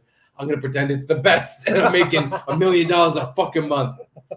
But yeah, honestly, no, I'm not surprised. It lasted just about as long as I figured. If not, I thought it would go longer. And it's a whole new podcast world when it started, you needed kind of this subscription-based thing, and now that's kind of going out of style, or I don't know. It doesn't work anymore. Okay, from WS. Good to see you're going to keep on keeping on. I'll continue watching on your channel. Let's get that monetization going. I hear Hennigan's will sponsor just about anyone. No smell, no tell. Scotch. Well, thank you, Mr. WS. Thank you. We are going to keep on keeping on. And I would love for a Scotch sponsor. Hey, that's the thing. Maybe we could actually get sponsors on this show now that we're not at the N-word network. I hear you, but do you watch YouTube? Even the biggest accounts get Raycon or something like that. There's no individual kind of advertising out there. It's all the same, the NordVPN, the Raycon, the Sherry's Berries. I wonder what happened to them. I haven't heard of them in a while. Me either. Hopefully. From Michael Starr, hey Garrett, I wish you good fortune. Thank you. I thank you and Ann for all the entertainment. I listened to the first XM show, and I was one of the early subscribers to Compound. I love the ESD show. Cool. Hey, Eastside Dave. Yeah, the Eastside Dave show was fun. Good one. Yeah. From Justin. He's a good egg. Sorry to cut you off. I just want to run through these. Justin A, love you guys. Thank you, Justin. Thank you, Justin A. From Josh, Garrett seems nervous about his legs. My legs? But this was an hour ago. No, I haven't been. Maybe you were doing a lot of this. Maybe running in place in your chair because you were thinking about Quinn again. Before this, the show started, I was kind of worried because I like to sit like a girl a lot of times. I like to, cross my legs like this. And I thought maybe that's how I'd be comfortable sitting here. And I was like, oh God, everyone's going to see me sitting like a girl. And I haven't had to be able to. Good old sitting like the girl, Garrett. Push-ups. And by the way, Garrett, it's so funny that you keep saying push-ups is spirit on because he hated when I did that. He was like, hey, edit that part out. I don't want people to know. Good. Funny accent equals Luby. Thank you. Push-ups from AR. Make your own ice cream, fat ass. Use heavy cream and whole milk. You will shoot your own frosting out. That's how good it is. Wow. Make your own ice cream. I've never thought of doing that. Put like a vanilla bean in there, I guess, or something. And plain vanilla? What do you think I am? Some sort of pedestrian? what? I hate the plain. It's not plain vanilla. It's plain It's vanilla. not plain strawberry. It's basically frozen milk you're eating. It's with sugar. It's sugar milk. With vanilla. What's chocolate ice What does cream? vanilla even taste like? Garrett's clearly a vanilla supremacist. It clearly is. From George Keane, ask Chrissie when she'll be the Malaysian Prime Minister. Okay. Probably. Chrissie, I'd like to ask you a question. When are you going to be the Malaysian Prime Minister? Probably never. I pissed them off too much. Yeah, how did that end up? Are you like free of the Malaysians now? I'm probably not allowed over there, Oh. but I didn't want to go there anyway. Fuck those people. From Doogie, did you guys clean up after all the drinks you had on Thursday? And did you loot that area behind the green screen? Doing great so far. We cleaned up pretty much. I think I may have left hot dogs out, but other than that, I think we cleaned up everything. Or did we not? I don't remember. I was like 7 beers in. I know. I was gonna leave my beers on the desk, but someone cleaned them up after me. Yeah, and we didn't really loot behind the green screen. Like Bill took the cat home, I guess, but a lot of that stuff was just Gino's that he said he's gonna go back and get. There was a lot of garbage that was Gino's back there. Yeah. Yeah. There was nothing to loot. It was yeah. From George Keane, when will Luby guest star? This week. Oh yeah, Um, nice. Depends on how or what we do, but I think Wednesday. We'll figure that out after. Uh-huh. But Wednesday, she said she's around. Okay. George Keane again. For D audio, I listen in the car, so it's all audio. All right. Yeah, no, we'll definitely do an RSS. Just because I think it's easy. It's not, and if you want it, it's all yours. You're right. Dude, I have like, feels like I have something caught in my throat. I keep coughing like I'm dying. It's the most tickly, scratchy shit I've ever felt. Stuttering John. Drink it. Okay. Thank you, Stuttering John. From Donnie's Inferno, did Comedy Steve take his props and hat? # timing. Oh boy, you got to go limbo in. Fuck, never mind. It's Next way time. far away, and I have to I'm gonna plow through the camera and all the wires. I 100% have the hat. It is in my room. Nice. From Rick Perry, sorry boys, you guys rock and effed up. Flyover Phil OD'd on meth. Unger longer. Garrett's piece deserves an OnlyFans. Maybe if we get desperate enough, Yeah. Well, anyhow. whore myself out. From Jason Whiteslide, hey guys, happy to see you again. Gonna go take a walk and enjoy the show. Thanks, Jason. Thank you, Jason Whiteside. I'm gonna take a walk and enjoy that comment while I'm walking. I'm gonna think about it. Stu's Cluster, it's a bob chin. Oh, it's a bob chin. See, now is that gonna get us canned on YouTube if I say it's a bob chin crap? No, shit? you can. I've done many accents. Okay. As long as you don't say bad words. What if I say a bad word in the accent? If you distort it enough, Honey. there you go. That's not a bad word. I said two different things. The Happy Plague Doctor, get a good audience built up on YouTube, then bring them over to the green place for the N-bombs. Ah, yes, Rumble. Oops. Not supposed to say that. Sure. I do at some point. I want to have like an uncensored version of the show where we can watch as much, we can watch gay porn for 2 hours straight without having to worry about the video getting taken down. Well, I have the Vimeo subscription for Gum Fridays that we don't use that much because, Gino's controls himself most of the time. So maybe we can post stuff on there and that there's no copyright, Maybe like candy and once or stuff. twice a week, we'll have one show where we don't even talk like people. We just say bad words and watch graphic porn the entire time. Just the entire show is just nonsense. Only for our gold board members. Gold board members get the profanity show, where we're not even having a conversation. We're just saying all the bad words we know and watching porn. From Larry C, Garrett and Steve rule. Mostly Garrett though. Good luck on the new show. Yeah. Fuck. Thank you, Larry C. I had a bad feeling about Super Chats with that exact thing. People just going, Garrett rules and Steve's a fucking pile of glop. Hit this is Dustin, formerly Bold Patricia. I love you guys. Already subscribed to the Kabidi level. I'm Gumby, damn it. Come back. From Thank you Kirkland, for subscribing, Mr. Kabaddi. Thank you. from Kirkland Red 100s. I heard you guys were starting an OnlyFans. When does it start? Garrett? I don't know. They take too big of a cut, you know. I'll just send out personal nudes. If you join the gold board member, Yes. Garrett will send you pictures of his asshole, taint, and balls, but nobody gets the penis. Brian Kate, bring Fishbowl the blown back. Fizzbo the blown? Okay, hold on. Okay. I thought you knew what that meant. Fizzle Biscuits the clown. Oh, maybe.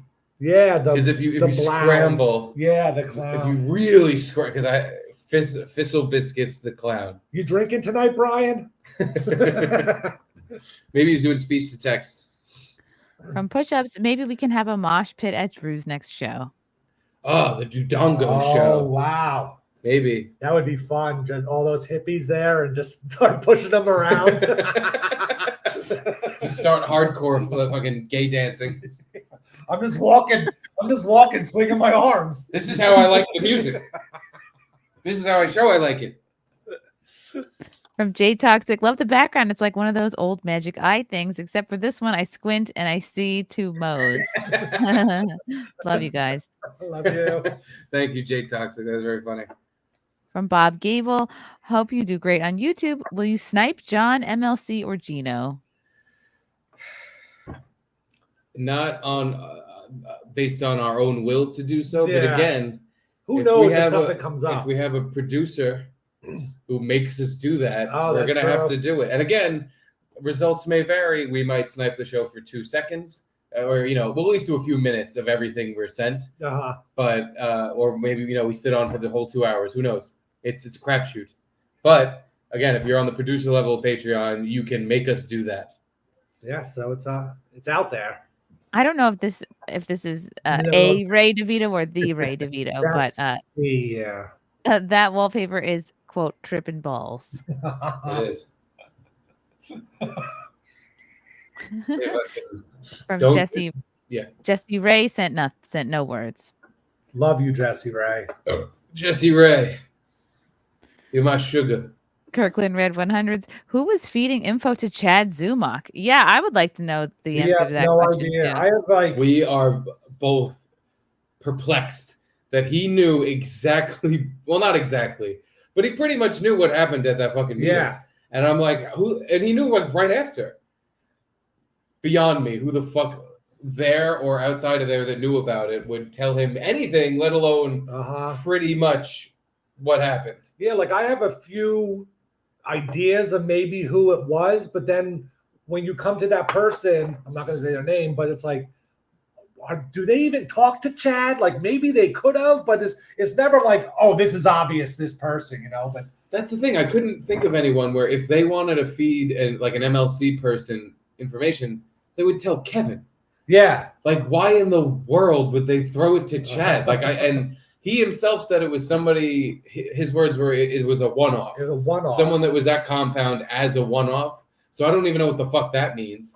But it's beyond me how he knew anything, let alone as much as he knew. It was pretty incredible. It definitely made us wonder if he's like in our emails or has a microphone in the studio or something. It would have to be the microphone because nobody wrote in an email what happened at that happened, meeting. yeah. As far as I know, like who would write exactly like how Gavin came in and said to Luby, the people that are talking the most matter the least. Like fucking I don't think Chad knew that part. Yeah. But yeah, I don't know who the fuck. I would love to find out because I'd be very interested to see who's like the next day feeding him that type of shit. Yeah. Mhm. The Happy Plague Doctor. Look at how Sticks and Hammer 666 does his sponsorships. It's different and seems to be working out for him. Sticks. He's and a big streamer. Sticks, Hex, and Hammer. Okay. All right. Yeah. I'll have to remember that. Where's my phone? Even if you spell it wrong, it'll come up. Sticks, X, and Hammer. Okay. Oh, you know who just texted me? Ryan. And he wants to know how to get into the studio. I wonder if that. I don't know if he's there right now. I think he's trying to get in. He's trying to do inventory. Yeah, he told me he was going there to do that, but I didn't realize he was doing it at fucking 11 o'clock at night. Yeah, I know. I told him I've never been there later than 7 p.m. I hope no one locked the door. That's the thing. I can give him the password to the digital lock, but there's another key lock that I doubt he had. No way he has the fucking key for it. But I don't know if anyone locked that part of it. Maybe. I don't know. Also, I can't remember the password. From Brian Kate, can we see Caitlin's box? No, thank you. Spelled it wrong. Yeah, if you spelled it right. Yeah, you spelled it wrong. Yeah. From Mike Chase, was Anthony ever a real boss? In a shitty way? No. In like here's your paycheck and I'm taking you guys out for Christmas dinner. Yeah. I'm taking you guys here. He gave me money for my wedding. He gave me as like all the good things about a boss. Yeah. He was the perfect boss. He couldn't give a fuck what you did on the air. That was like the most important, most fun thing.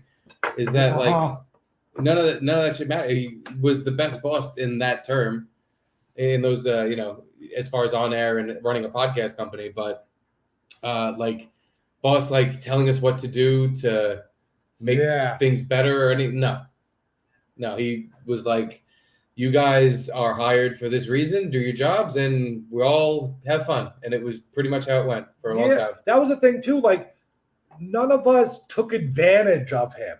We didn't like come in late because we know we wouldn't say anything, or like kind of slack off or not do what we were supposed to do because he's not going to really say. Like everyone just like manned up and did their job.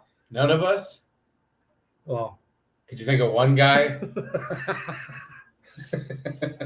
maybe well, but the majority of us, I guess. Yeah. I can think of one, but I love him, so I won't even say who.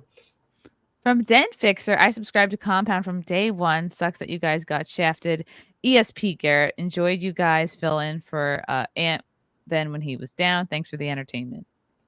Thank you. That was a big catalyst for this show, was filling in for him, and everyone seemed to enjoy it and wanted us to do it. That was a very complimentary. I was very surprised that when we filled in for Anthony, the Twitter feed wasn't just, what the fuck? These guys fucking suck. I fucking hate him. Two guys from the booth. I fucking hate Steve. I want him dead. I hope he fucking gets his head blown off. He fucking stinks. I was expecting like just 100 comments of that. And there were only a couple of those. For the most part, it was, hey, thank God they covered. Like, thank God they filled in. That was fun. And I was just like, really? Jesus. That's not what I expected, but thank you for the big bucks. From George Keene, thanks for the delayed super chat theater. Appreciate you reading them all. What about Opie or Stuttering John as guests? Dude, I was thinking that very soon, the next time Opie has a Gebhard's night, we just go. And we just show up like, hey, Opie, need a couple of producers? I'd do that. I think it would be very funny. Yeah, because he definitely would recognize me and know, and I have no ill will toward him. I don't know if he would think it's some sort of Anthony espionage thing or something, but I can't imagine. We could be like, no, dude, we got fired. We got fired, yeah. Like, not that I think he would ever hire us or anything like that. He does There's a show. to hire. He does a show like this from his laptop in a bar. He doesn't need us. But I think it'd be funny to just show up like Stancil did and just be like, hey, what's going on here? You and just ask for a job interview right there, and I'll hold up my N-word sign in the middle of it and get his YouTube taken down. But yeah, that's a good idea. And Stuttering John, of course, he's he's the hottest thing on the internet. I would love to have him. Since the first day he was on Compound, I hated him. Don't say that. Sorry. We're here trying to get this guy. I'm trying to make with this broadhead. He went to our first ever Christmas party when it was me, Keith, Anthony, Ratner, Keith's wife, my wife, girlfriend at the time, and Stuttering John. And then he acted like he was the cool guy, and I was the one that everyone should be making fun of at the dinner. Oh, he picked you? He kept trying to look at this guy. What are you eating with a fork? Or what, all this stupid stuff. And no one really was going along with it, but Anthony didn't want to be rude to him because it was maybe the first a few times that John had been on the show, he didn't understand he was dealing with a brain damaged person. Yes. Or maybe he did and he was still just being polite. But I'd love to have one. Oopsie. From Fitzy, do you want to have your own studio, produce other people's shows? Is that even a viable option anymore? Will people pay for a higher quality show? Sure. The thing is, somebody would have to make a major investment in the equipment, and they would have to pay the monthly rent on a studio. This is the exact reason we don't have a job, just because it costs a lot of money. And if we get people coming in that want to make their own podcasts and we charge them the right amounts, it could be very viable and make us all money. But everyone has a podcast studio in their house now, just like this. So why do you need to? You can get best #1 Chinese microphone, and you don't need the Garrett and the Steve. You just need a shitty microphone with no plug for the war. Very good. That was one of the worst parts of my Compound job was when it would be rentals. And these shows would come in, and you just have to grin and bear it, or just sit through it, and you could care less of what they're talking about, but you have to be nice to them and everything. We did so many boring fucking rentals that it seemed like they were whoever their audience was, they were trying to kill them with just I'm gonna be as inane as humanly possible for 2 hours.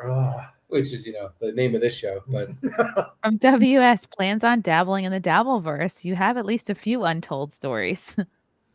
Again, we could be forced to by our producers, our booth boys. Yeah. If they want to make us do Dabbleverse stuff, then that's how that goes.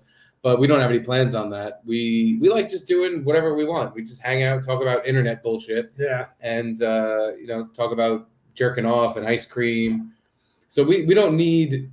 gambling, sports, movies. We enjoy talking about things that aren't the same couple retards over and over and over again. But I understand the entertainment value and all of that, and I can get behind it. And if we watched some stupid, someone produced our show for us and sent us Stuttering John clips and watch these, they were funny.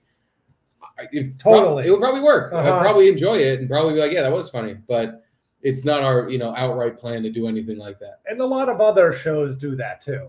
There's a whole network. Yeah. Yeah. Shuli's got the fucking, he has an entire show dedicated to John Melendez. There's already plenty of that out there. It's not like you need us to be in there, but we will do it if it's what's wanted of us. From Derek of Rivia, Patreon is too pricey. MSSP is the model to follow. Early subs are grandfathered for $1 or $2.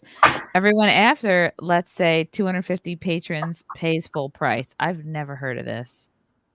Listen, we could do that if we had the amount of subscribers that Shane Gillis brings to the table. We could charge $1 and just be like, yeah, everybody pay $1 and you can get as many shows as you want and you can fucking come to our house and we'll jerk you off for $1. If we had 100,000 subscribers for $1, I would do that. It would be the easiest decision I ever made, and then I'd still charge $2.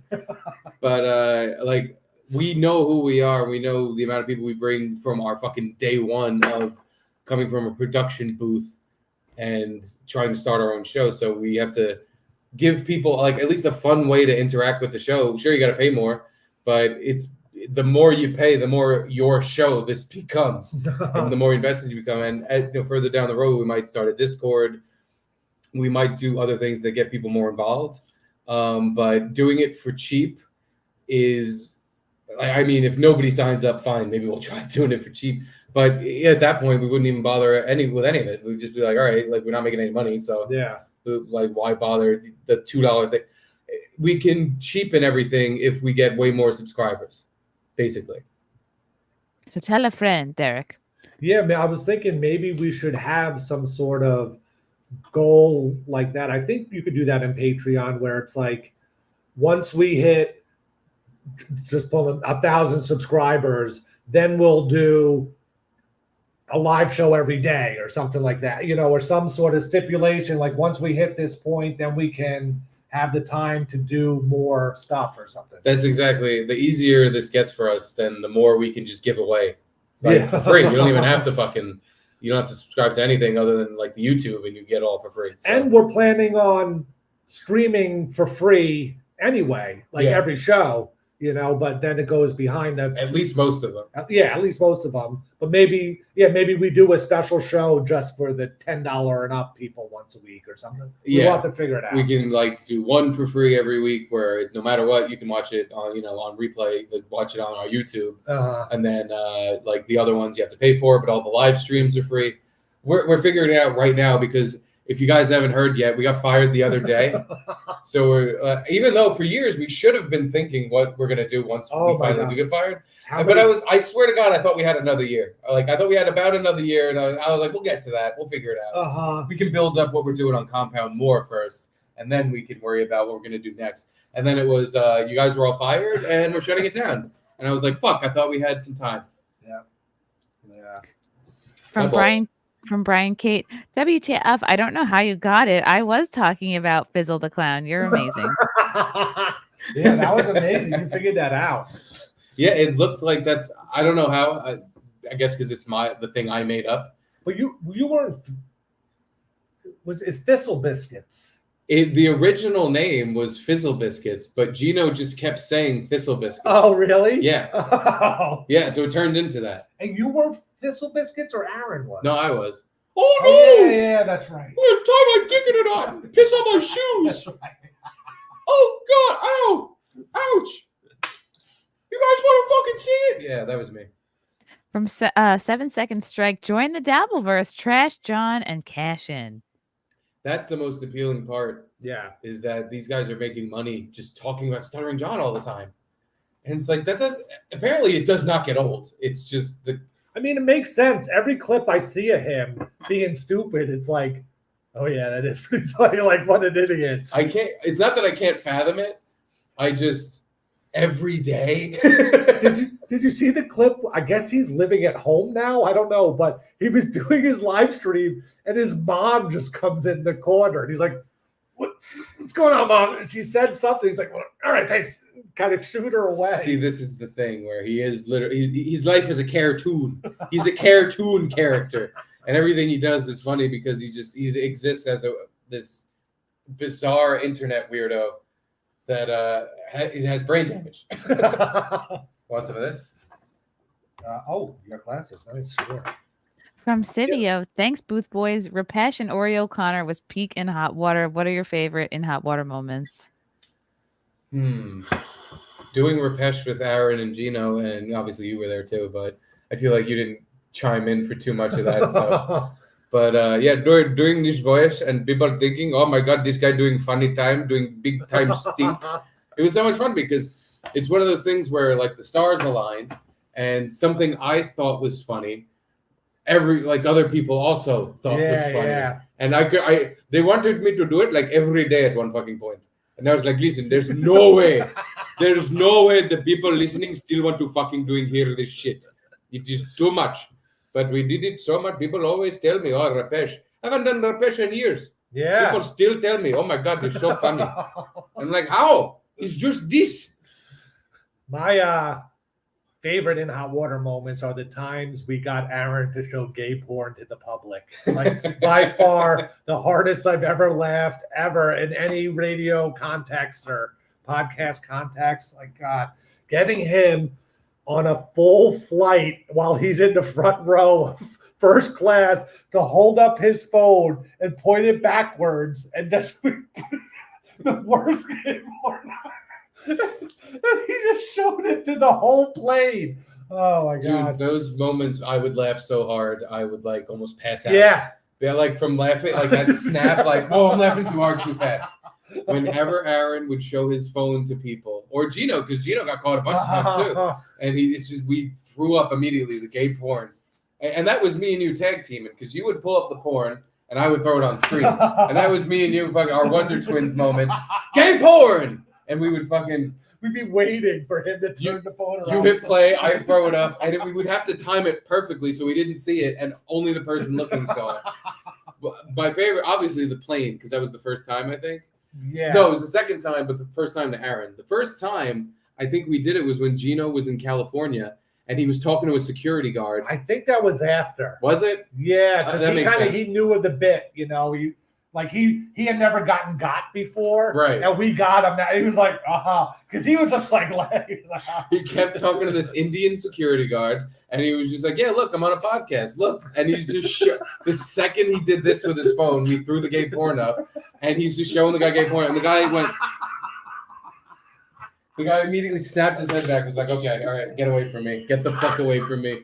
And Gino was like, "The fuck's that guy's problem?" Because I think we also took it down the second he brought his phone back to himself, and he was just like, "I don't know what that guy's problem is. He was acting weird." Oh, that was great. But yeah, the Aaron on the plane showing everyone behind him gay porn. Because now he's trapped on a plane with all these people he should have showed gay porn to.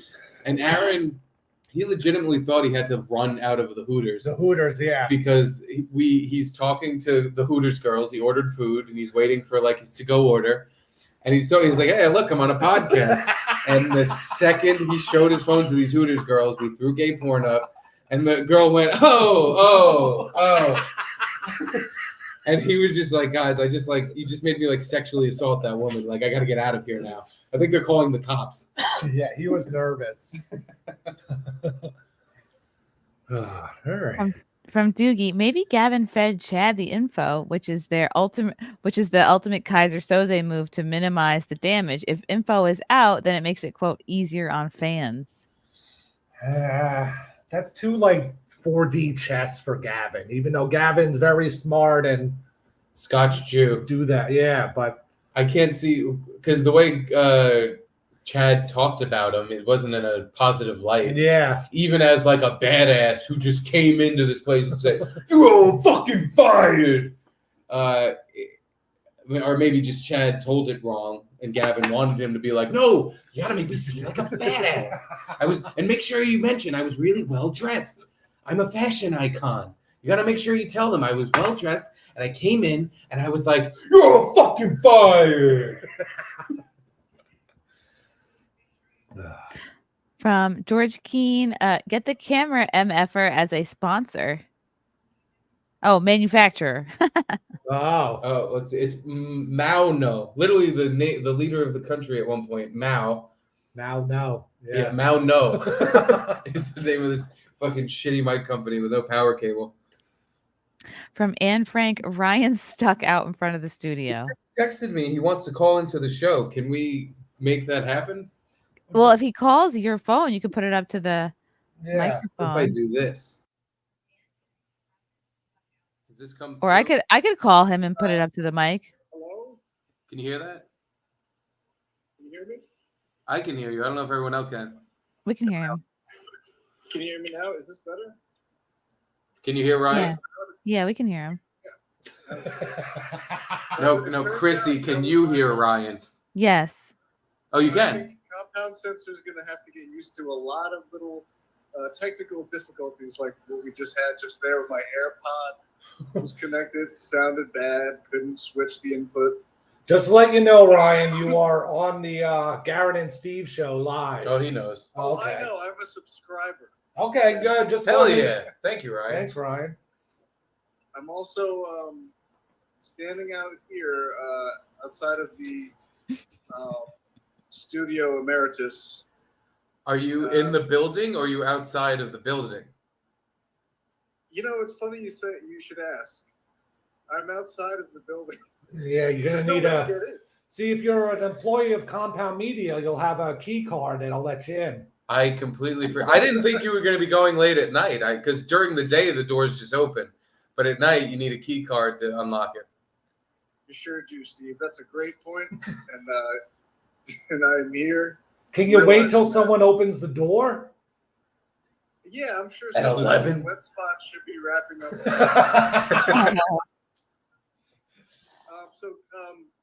Drew and Gino want to let you know they are streaming as well. Nobody go over there to check it out because they're not trying to compete, but they have to run a test. They're running a test, and so they're not trying to draw viewers away. Okay. Well, I don't care. They told me to tell you that. So if you're missing 13 viewers, are you going in here? You are? Oh, God. Development. Nice. You're I in. have entry. No, amazing. now the thing is, you need an elevator key to turn 9th floor on. No, here's the You can walk up the stairs. You're not going to be able to take the elevator, but you can walk up all 9 flights. Oh boy, that's gonna be cool. Like carrying stuff down. And... Oh, Well, no, you can take God. the elevator down, Uh-huh. but you cannot take it up without the key. Oh my God. You're not going to the 9th floor by chance, are you? Are you Oh going my to the 9th God. floor by any This chance? poor guy. You might live Do you there. keep the 9th floor? Okay, sorry. Do you need help? Okay, no problem. All right, so stairs, here I come. Isn't Oh there my God. stairs though? No, there's no key. It's like an emergency exit type deal. No, that looks like it's very locked. Oh no. Damn The it. stairwell's locked? I've never seen the stairwell lock, but I can believe it. 'Cause they Stairwell that's to the left of the elevator? might have like a new door there. Oh boy. We have a studio. Can you upstairs. troubleshoot with Ryan? I am gonna piss my pants. I Okay. gotta get to. Do you have a stairwell key by chance? All right, so I'm just inside the lobby now. So air conditioning, pretty cool. While Ryan waits for help, let's go to more super chats. Derek of Rivia Everyone, that's- MSSP was doing $1 before he was on compound. and I was just gonna go in there and inventory stuff. They're Okay. not up there now. I'm the only person. I have the door code once I get up there, but I can't get up there. It's not possible. This is going great. We have more super chats, Garrett. Thank you. Yeah. Yeah, it looks like I'm just now in the lobby, but that didn't change anything. I guess I got to come here during the day. Yeah. But, yep. Oh, But I that wanted to sucks. say, because I've been listening to like a 5-hour, I didn't finish it yet, but 5-hour final Garrett Steve stream and a couple of the interviews and stuff, and just getting all feely about it because, you know, like I've been fucking, like I have everything that I have because of Compound and you guys being so hospitable, like and making that place just feel good. Like as soon as you walk in for the first time, just like so welcomed in. And then when you return, you're welcome to be as zany as you want to be, like whatever you could think of. You could Yeah. you could pretend to be Chris Laker, which 5 people would understand that. But like nail Chris Laker. So like I love that guy, Chris Laker. He used to have segments on Pat's show, like Man on the Street, but we'd green screen them. And I thought they were really, you know, he like put time into it and wrote stuff, and it was really good. yeah. And then I saw you mentioning the Fritz Zone too. Yeah, yeah. We're good. Management number? I don't. Okay. Yes. Yeah. What do you want to do now? I don't know. Stand here until maybe somebody. Dude, I am so. They're kicking me Well, I'm out. not sorry. I guess this is what was set up for you. Sorry. Honestly, this is what I was hoping would happen. Nothing else was ever gonna happen because we would, dude. We all would have happily just given you like, oh yeah, you need a key. I didn't. We talked on the phone, but I didn't think you were going at night. So it didn't even occur to me. I didn't even think like, oh, you're gonna need the key. You're gonna need this because during the day you can just go right up there. But yeah, this is the type of shit that's gonna be a constant in your life for the next few months. Well, it's everybody else that'll have to deal with it. Because for me, I'm just thinking I got a nice little trip to New York City. I got to drive down here and park. Maybe illegally. I'd have to find out. I'm not sure. It's only 15 minutes from here, so I just gotta walk there and see. But no, I'm not complaining. It sounds like I am. But Are you at Yeah, least are you at least excited that you're going to be taking the Garrett job and and hopping in his the grave? Drew job and the Steve job. Well, yeah, that's the unfortunate part. Is it's going to be a lot rolled into one. It's all on you Yeah, I now. haven't chose which one of you guys I'm gonna replace yet. No, don't worry. It's all of us. No, but it is. It's like it's definitely impossible to feel just like happy or content or like, yeah, ooh, that was a close one. You guys are like people that, I mean, me and Steve, we worked. It was like we're fucking like, not to trivialize soldiers, but here it goes. We were like soldiers on the battlefield working for a gay British man named Milo. Like every night, Oh, it was yeah. like, we're going to build an actual wall with concrete and bricks. Yes, dude, that was Wait, a who's gonna nightmare. Clean that up? You didn't hire people to clean that up. It's weird. It's like, oh no, it's you. We had to You all- take apart and re-put back the studio every Friday night, and it was. Yeah. I was actually excited to do it at first because I'm like, yeah, my new producer job. I get to do all this stuff. Move But the couch and stuff in there. He always Oh, yeah. wanted so much shit, and he was never happy anyway. So I was like, well, why are we fucking always doing all this? You always tell me like this is wrong and this is fucked up. Like, dude, fuck it then. Like, what's the problem? You quit that job because he was so fucking crazy about. I remember he treated you like complete shit.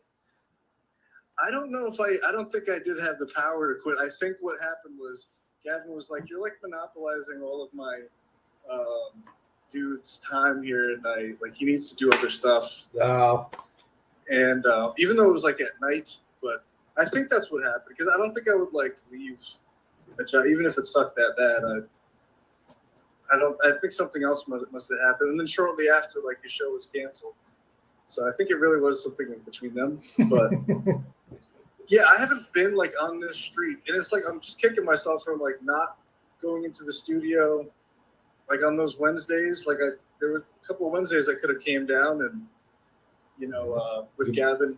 You blew it. Been at the studio. Yeah, you're gonna spend nights thinking about that and not be able to sleep I because have been. you ruined your own Yeah, life. the past 3 nights I've been, trying to wrap my head and my heart. Okay. Well, Ryan, only look to the future because you have bright days ahead for you. I mean, they're going to be annoyed. I do not envy you for all the shit you're going to have to do, but at least there will be fun. Like, I picture you and Anthony literally having like a Tony Soprano off, and the two of you just going back and forth, going, difficult situation. I think you'll have fun, but it's going to be rough at first. It will be. No, that's for sure. But I just want everybody to like immediately start just doing way better, so that way, like, come on, guys, let me feel good. We're on our way. Enjoy this. I know you guys are actually killing with this, and thanks to Chrissie too, right? For the stream. But like, dude, these clips. First of all, they're doing well on views for being so new. And then second of all, they're really good. Like I watched all of them. I think I watched everyone except for Buschetti because I think we know how that one's gonna go. Like, I would think you guys. Yeah, we get it. Okay. No, I will watch it. It's just but the other one's really good and a lot of just good reminiscent stuff. Brian, you know what would be very funny? If, What? like, tonight you just quit. It would be funny. What are you gonna do now? No, that would be such like a good. Be like, sorry, Gavin, I'm a compound boy through and through. I'm wearing a mask of a you guy, but yeah. Yeah, no, that would I be. was just thinking. I was thinking about like I used to like live at like across the river in Union City, New Jersey, at a hostel. In order to like be close, because if I have 2 days in a row here doing stuff, I want to be close, and some nights there's no train to take back home, so I would just like live and work at this hostel across this like river, and talk to them about Trump, like these black guys that live they live there, like $25 a night with like bunk beds and shit. It's just a wild time. Cool. But it was so good, man. It's just like it was such like a weird thing happening in the city, and only the coolest people knew about it. Just like going downtown, like buy wigs, and just do bits. But we are sad and we reminisce as well, but we will move forward and we will. That's right. Always. Yeah, sorry. We will always have the time we had. I also have an entire hard drive filled with the dump 1 through 491. Wow. I don't know what I'm doing with all that yet, but I have it. So maybe I'll just I'll put that on something. But we do have to get to our super chats and hang up our show because we've been going for 2.5 hours. Yeah. Oh, really? We're keeping Chrissie out. She has a baby to take care of. Yeah, we are. That's right. I'll punch out and I'll keep watching the show, and I will, Good luck getting inside. Patron. Yes. I gave up. Okay, good. Chrissy, no, we're not blaming you. We're just saying we know we're holding everything up with the super chat. We were supposed to end as soon as the mics cut out. But thank you, Ryan, for calling in and taking our jobs. Thank you guys for everything. And wish you nothing but bad luck. You're welcome. If I was really Japanese, I'd step the food rather than do this. Move forward. But yeah, God bless you guys, and I'll be watching. And yeah, man. Cool. Later, Ryan. Thank you, Ryan. We love you. Love Peace, you. brother. Love you. Bye. It was nice to check in with Ryan in front of the building, not able to get in. Perfect scenario for us. That is day one of a lot of that type of stuff happening. Oh my God! Like there was no, and I have no problem with telling Ryan passwords and shit and doing any of that, but you can't just. There was no rip everything out. Transfer of power at all. No. Where we okay, here's the stuff for Anthony's show, and here's the stuff for nothing. Intros, outros, fucking backgrounds. None. Yeah. I mean, which he doesn't need the background anymore, but none of the other files were sent anywhere, and nobody asked. And it's who are we even sent? I guess we could all just send random shit to Ryan, but we're a little scorned. Yeah, I'm not doing that. We're a little pissed about it's free work, so it's not happening. If I was asked to do it, I would have done it, but I'm not going to tell them to think about that. Yeah. Yeah. Anywho, next super chat. Derek of Rivia, Matt and Shane's secret podcast, or MSSP, I think Matt Shane's secret show, I thought, was doing it $1 before he was on Compound, but he was a stand-up. He never gave a fuck about the podcast doing well because he knew he was getting paid doing stand-up gigs. So, he basically could have just given it out for free at that point. He didn't even need the $1. It was just to get people used to paying him. But yeah, if we were doing stand-up comedy, maybe if I break out the box of props, we could just give you free shows all week. We won't even charge you the fucking $1. But we're trying to bank on building what we're doing because this isn't hey, this is it. The shitty mics that broke halfway through the show and the shitty webcam, that's all you're getting forever for your money. We want to build a real show with a real kind of studio, even if it's in one of our houses, that's worth paying for watching. And again, once we have a certain amount of money, we can just give half of it away for free, a quarter of it away for free. We're not trying to fucking bleed you people out of money, but we want to take in money so we can make all this better and do a funny fucking show. So that's my opinion. Yeah, once we get a few good cameras or whatever, or just multiple cameras or something, and just looks better and sounds better, it'll be better. Yeah, and that's we're charging so we can keep doing it, and because we don't have another backup plan. The other backup plan is getting full-time jobs. There's no other thing. Oh, Bob Gable. Anthony said everyone is under no NDA and can use any material on his channel. So you can use clips. What is that? Hold on. Under no NDA and can use any material on his channel. So you can use clips of you. Yeah, we have all our own clips or whatever. We can do whatever we want with it. Anthony's cool with that. Anthony, another thing he's always been great on is if you worked at his company and you filmed anything, it's all yours. Yeah. He's not going to keep you under some fucking weird contract. We never signed any contract for doing anything. So, we have all our own shit. He has no problem with just letting us take everything we ever filmed there and putting it on our own website. So yeah, another great boss move was him just letting us all do our own thing. Yeah.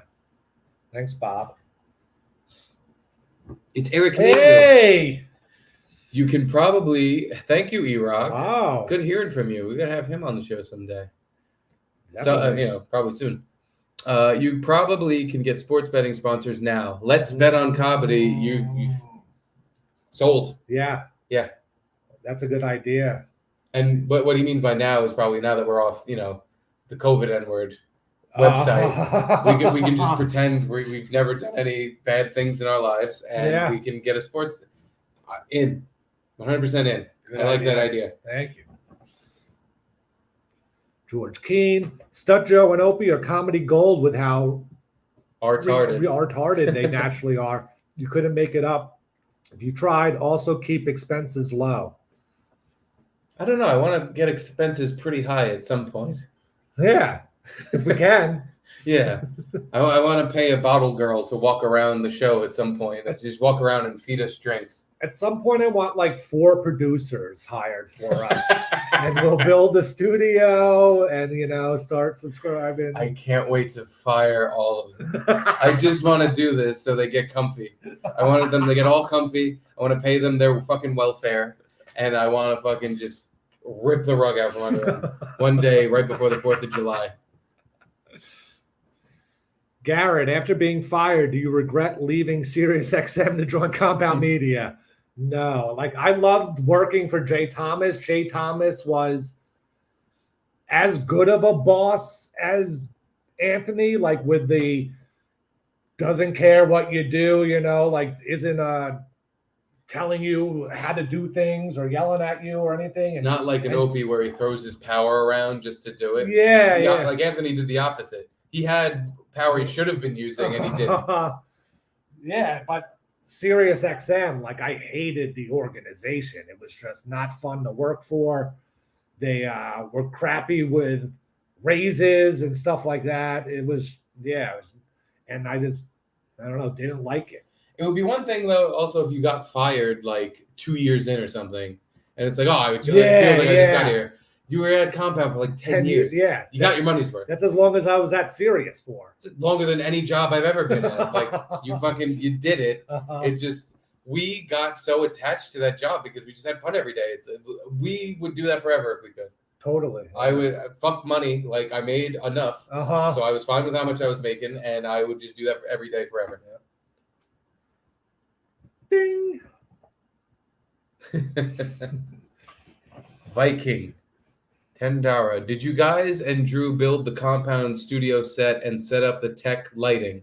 There's a market for business that sets up tech lighting and sets for indie podcasters / content creators. No, me and Drew did not. Did Ben set all that up? Yeah. It was Ben Ratner, the Proud Boys founder. And then they hired lighting guys to come in and set up all the lights and stuff. But John Serino and I were paid to build Gavin's studio when it was in his house. And then Andrew Schultz consulted with John and I, brought us in to see how to build a podcast studio. And I'm not sure, he didn't need me, but I'm not sure if he used John or not, but there was some involvement there. And then Ratner has built a lot of studios for people. He's good at that. So basically the long and short is that's a good gig to pick up randomly and make some cash. But it's like a one-off kind of thing. It's hard to make that like your everyday full-time job of just I just build podcast studios every day. And then you got to be like a business guy and try to set your prices and I don't want to deal with all that. We might have to deal with something like that, but you deal with it if that's the thing you want to do, and we can make good money. Yeah. From what it seems like, the gigs are few and far between, and the money is okay. Like, it's not fucking making $1 million setting up someone's fucking microphones. Yeah. Ding. Joe F. How hard did you guys laugh when you saw the 10 years Compound logo animation I sent in on Thursday? Not knowing the situation was very hard. I'm still laughing about that. No, I was fucking dying. I was like, oh, I can't wait to use this. This is the perfect, like, we made it 10 years. And then yank the fucking plug out as soon as we play it. Yeah, I fucking was dying. Yeah, Joe F sent us a lot of stuff over the years that was fucking fantastic. Yeah. He sent me graphics personally for the dump that were just to make fun of my fat friend Frank. Yeah. That I still laugh about when I think about it. How Frank pissed him off, and he was just like, "Oh yeah, I don't know who the fuck this fat guy is, but here's an entire intro opening fucking scroll for your stupid friend." Didn't he do another intro diss to someone else? I just multiple to Frank. Oh, it was multiple of Frank. I thought there was someone else kind of recently he did that too. Where there was like stuff written on the wall. Maybe that was the Frank one. Yeah, the Frank one definitely had stuff. I might be. Yeah. I'm just not remembering. But yeah, it was very funny. We made it exactly 10 years and then got kicked out. But hey, Compound's not dead forever. Anthony is still doing it. Yeah. And Chrissie and Gino, if that, works out, which it seems like it's working out. So Chrissie, Gino, and Anthony are now Compound, censored. So it ain't over. We're just not part of it. Bob Gable. Are Gino and Pat working together now? LOL. Technically, they are. They are under the same roof. The same Compound Censored umbrella. I was saying to you, I don't know if I said it on the air, that I hope that what happens is Gavin pulls Gino and Pat into a meeting, and he's like, listen, the numbers for both your shows aren't enough, but if we put them together, oh my God, we can really make money with you two. We just need you guys to do one show together. If Gavin wanted to be the funniest guy on the planet, he would force that to happen, and it would be the fucking funniest thing. I would subscribe to watch it, to watch the Pat and Gino in hot crime show. Pat wouldn't get a word in, I don't think. I think Gino would get a word in. You don't think Gino would just cut him off? Dude, it would be two people screaming. It would be two people screaming into microphones, because the idea also is that they have to be in the same room. Yeah. Now we can put them in big boxes, like literally put them in cages. Gino and Pat in cages, so they can't touch each other, but they have to be in the same room doing a show for like 2 hours a day. I think it would be the funniest fucking thing anyone's ever done. Yeah. Like force two people that hate each other to do a podcast together 4 days a week, 5 days a week in cages. George Keene, thank you again. Also, maybe a collab with Radio Gunk. I love their anti-stern cottage industry. Their sense of humor would jive with you two, I feel. I've heard of them, but I never heard them. Like, I've heard of Radio Gunk. I was never big into the Stern world. I literally was introduced into radio funny shit with Opie and Anthony. That's why I never got into Stern, because I started with them and it was a beef. So I'm like, oh, I don't fucking like that guy. So, but yeah, sure. Why not? I would like to make fun of Howard. Mm-hmm. I think that's fun. I would have, I'd do that. Wow. George Keene. He's absolute Keene. His lockdown skin is a killer. He rage put that in while Ryan was on the phone. Absolute Keens. And Frank, $5. Click So these are super chats that were coming in when Ryan was on the phone. Click. Hilarious Aaron Berg bit.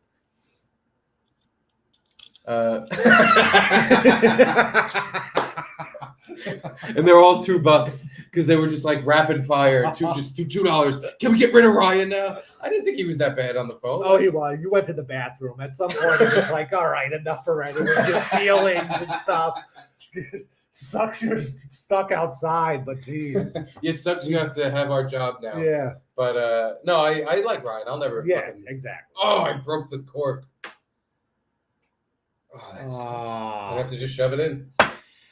7 second strike. Locked out emo guy is Radio Gold new show. Oh my God, poor Ryan. Larry C, they're telling us you have to go, Ryan. I thought about saying that to him. Oh my God, I didn't realize how many people were getting fucking mad at that. I just it's so funny. It was like he didn't want to hang up. Which I kind of get. He's stuck outside. He's talking to people and having fun. Yeah, I get it, but at the same time, whatever. I don't care. Why I would love Ryan. Gino go live against you? It's ruthless. I know. We're gonna have to call him out on that. Call him out. We're gonna have to break his fucking legs. Who does he think he is? The guy we do shows with still? Maybe he's a little hurt that we're on our own Patreon. We're on his Patreon too. We all have a Patreon together. He ain't hurt. Fucking. Ugh. Yul Brenner Shadow Muppet. Heather Hooker here. Apologizing for jamming up the phones of my drunken multiverse on the last night. So happy to see you guys back at some point. I love that call where you were on a minute delay talking to yourself. She's talking to herself on the show. Hey, Heather, I hear you. Yeah.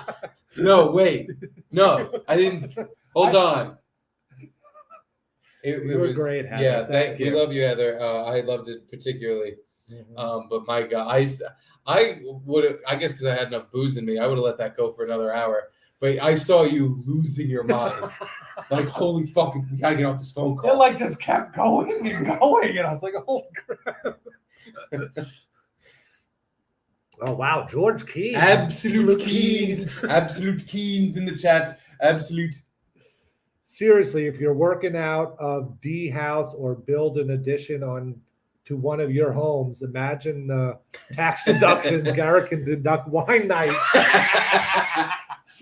No, but that's what my wife brought up to me. She's like, now you're working for yourself, so like everything's tax deductible. Yeah, what if like Ubers here are tax deductible and shit? Like That's a work expense. transportation to work. Yeah. Yeah. What if me putting my kid to bed with a sound machine? That's a tax expense. I need to do that every night to do the show. But I kind of tried that. You know, you put up your cell phone bill and your internet bill because you're using it for work, but it never like totals up enough money to actually get any sort of deduction from it.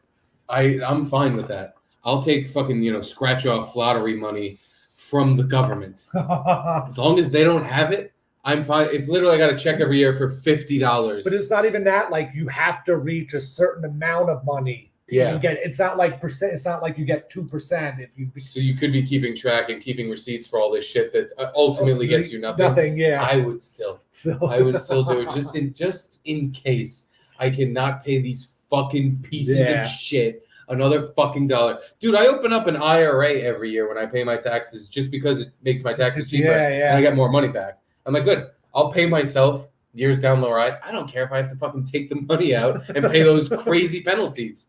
Fine. As long as I'm not paying these cocksuckers because they already take so much fucking money. I can't even fathom how they take more. It drives me nuts.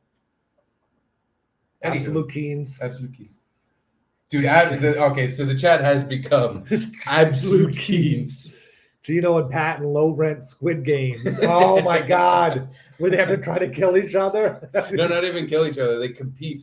In like deadly games. In like, fucking Ninja Warrior type games. Yeah, I'd love that. I would love making them interact.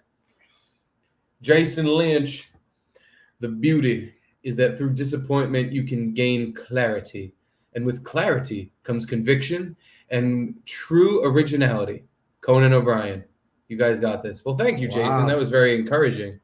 That is true, though. Like, usually when something bad happens to you, you look back on it in a year and you're like, what was I so worried about? Or, something like that. Or you look back in it in a year and you're like, Jesus Christ, I have to suck cock for crack it money. All. Everything's in the trash. I still have no money. I'm taking pictures of my balls for OnlyFans. Yeah, but hey, if we are to take lead from our fearless leader, every time Opie and Anthony got fired, up until the last one, they got a better deal. Yeah. So maybe us getting fired is the doorway to us having a better deal with ourselves. Yeah, maybe we'll sign a big radio contract. Yeah, totally. But serious, and we'll get it at fucking $20 million each.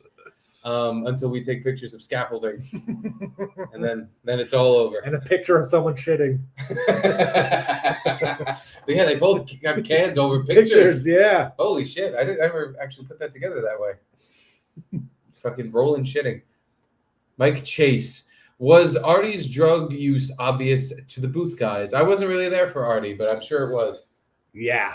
Like, not every time, but there'd be some times where he'd go to the bathroom and just come, like, remember the Rich Voss episode when he came back from the bathroom and his nose just started bleeding and stuff? But yeah, like, it wasn't honestly obvious, but there were a few times where he took too much or something like that. But a lot of times you couldn't tell because maybe he was just high all the time too. So I don't know. But yeah. Did you ever share? Never. I never even like saw it or heard, like. Well, do you think he was tooting heroin or tooting coke? Because apparently he did both. Yeah, maybe. But he never seemed like coked up. Right. He always seemed down, like heroin or something. But if you're a heroin guy, once you get coked up, I doubt you are now bouncing off the walls. You're probably just like, it's like you drank a cup of coffee. Yeah. Like you're just like, oh, hey, my eyes are fully open a little. It's really all I can imagine. Anywho, beep. Thank you, Chrissie, for doing this. Yeah, Chris, we are so sorry we kept you up. Paul R. Nelson. Paul R. Nelson. You should have had Bobo visit Ryan the way Mr. White had Jesse visit Gail. It's too many references for me. I get the Bobo visit Jesse, Mr. White. That's from Breaking Reservoir Bad. Dogs? No, Breaking Bad because Jesse's Breaking Bad. Visit Gail. Who's Gail? Gail? I don't know. Gail? Gail was his wife, I think. No, I thought his wife was fucking Skyler. Oh, right. You're right. I'm retarded. Skyler, I am the one. What was the one time, I didn't see the whole series, but there was like a time where Mr. White was in like a drug dealer's office and shit went bad. Tuco? I don't know, like a Hispanic guy or something. Oh, like that was in like the first couple of seasons. Yeah, the Tuco thing. That wasn't that, I guess. That ain't Gail. Okay. Is Gail Jesse's girlfriend that Walter White watches die? That might be the reference. So there is an episode. Gail was Gus's cook. Gus's cook. Oh, the science guy, the gay Gail guy. He was like a weird sciencey guy. Gail was the apprentice. Yes, I know who they're talking about now. Fuck, but I don't remember the scene where Bobo visits Ryan in a Gail, Mr. White, Jesse way. I'll try. We'll play that or something next time. So I fucking completely drawn a blank. Nick Farrell or Pharrell. Maybe start a podcast for rent setup where you are the producers, like subscription studio. Charge extra for add-ons, graphics, commentary, etc. Yeah, no, we the hard part of that is the overhead. Yeah, because we had a little bit of a setup like that at Compound where people could rent the studio, but I didn't want to do it because I made like no money doing it. Yeah, and I was like, this is not worth I'd rather have. Because I used to have to come in on Fridays to do it. And I was like, I want to be off on Friday like everyone else because this money is like it's not worth coming in. Do you think Gino now, because Censored TV is a 5-day-a-week program. Like, I wonder if Gino has to do 5 days a week now. I remember from the meeting where we learned how much Gino makes and everything, which I think that's like a bad thing to do in a meeting is tell all the other employees how much someone's making. Mm-hmm. He has the same deal that he has at Compound. So it was 4 days a week for the money he was making 4 days a week. Oh, okay. So I think, and obviously Anthony must have hooked that up because he fucking, cares about Gino. Loves Gino, gave Gino his same job basically at Censored. Mm-hmm. But he also clearly, we'll see. Anywho. But yeah, we might try that if it works out money-wise. Yul Brynner's Shadow Muppet. Also, where the hell is the Censored studio? And can everyone throw down whiskey and Chambord like a Compound? No, that will not be happening. No. And I still don't know where it is. It's in the Bronx. I know, but I said that in the meeting, and then he was like, well, I won't tell you exactly where it is or something. Like, he still wouldn't even give it away to us. I know. He said on the air it's in Larchmont. Okay. The only reason I know what that word is, Larchmont, is because of him saying it on the air. Oh. Because otherwise I'd have no idea. That's not the Bronx. It's in the Bronx. It is? It's like far into the fucking Bronx. Oh, that's part of the Bronx. Yeah, because once we found out, by the way, we were having a meeting that Monday. I was going through every possibility in my head of what's happening, and I was like, Yeah. all right, maybe they're shutting down our studio, and we're gonna have to go to their studio to like consolidate because we don't have to pay the rent here, and that'll Yeah, save yeah. money. And it like made sense. I'm like, all right, they're gonna save however many grand a month on this fucking place if we all just have to go to one central location. And I was like, I remember him saying Larchmont multiple times on the air. Oh. And I was like, all right, let me Google how long it's going to take me to get there because I'm a dumb jackass. And I was like, oh, I can handle the fucking like hour and a half car ride this is going to be every day. Fucking 2 plus 2.5 hours by train. I was like, that's fine. I'll deal with that. I literally was like, oh, fucking, it's fine. But thank God. Honestly, part of being fired that was relieving was, well, at least I don't have to fucking go there now. I thought that might be what was happening once. Because, yeah, we were told, big meeting on Wednesday, on Monday. Yeah. So I had, 2 full days to think of all the bad shit that was probably coming my way. That was another thing that threw at least me off was getting the text, in all caps, big meeting today. Like it was an exciting thing. Yeah. Well, it was exciting for Gavin because he got to go to his friend's company and fire the staff. That's got to be fun. I would love to do that someday. But yeah, for us, it was not exciting. It was really the worst meeting I've ever been to in my life. I've never been so sad in a meeting in my life. It was real shit. All right, Chrissy, we're almost at 3 hours. Do we have to? Are there that many super chats left that we have to get?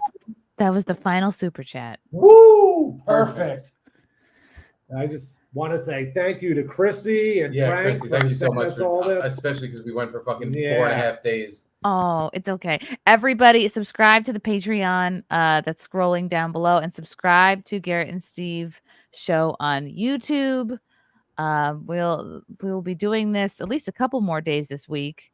In addition to anything else you might be doing with Gino. And if you guys hang tight, this stream is going to raid Gino and Drew's stream.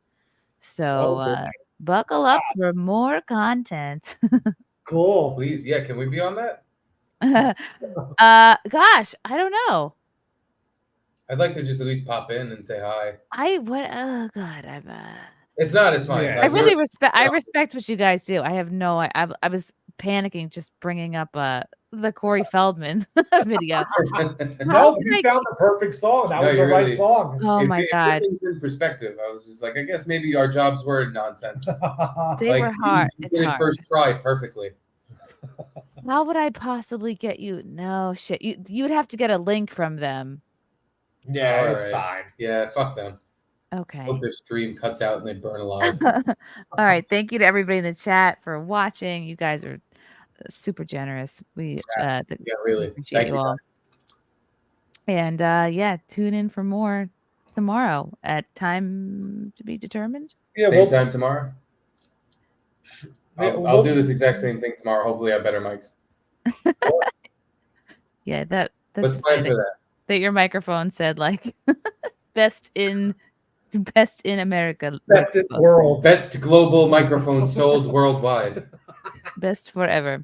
All right, thank you guys. Thank you, Chrissy. See you later. Bye. To everyone that signed up for our Patreon and everything and subscribed. Yeah, it means a lot. We love you guys. Yes, we really do. That's why we do this, because it's fun. We feel like we're talking to people we like. Yeah. Bye.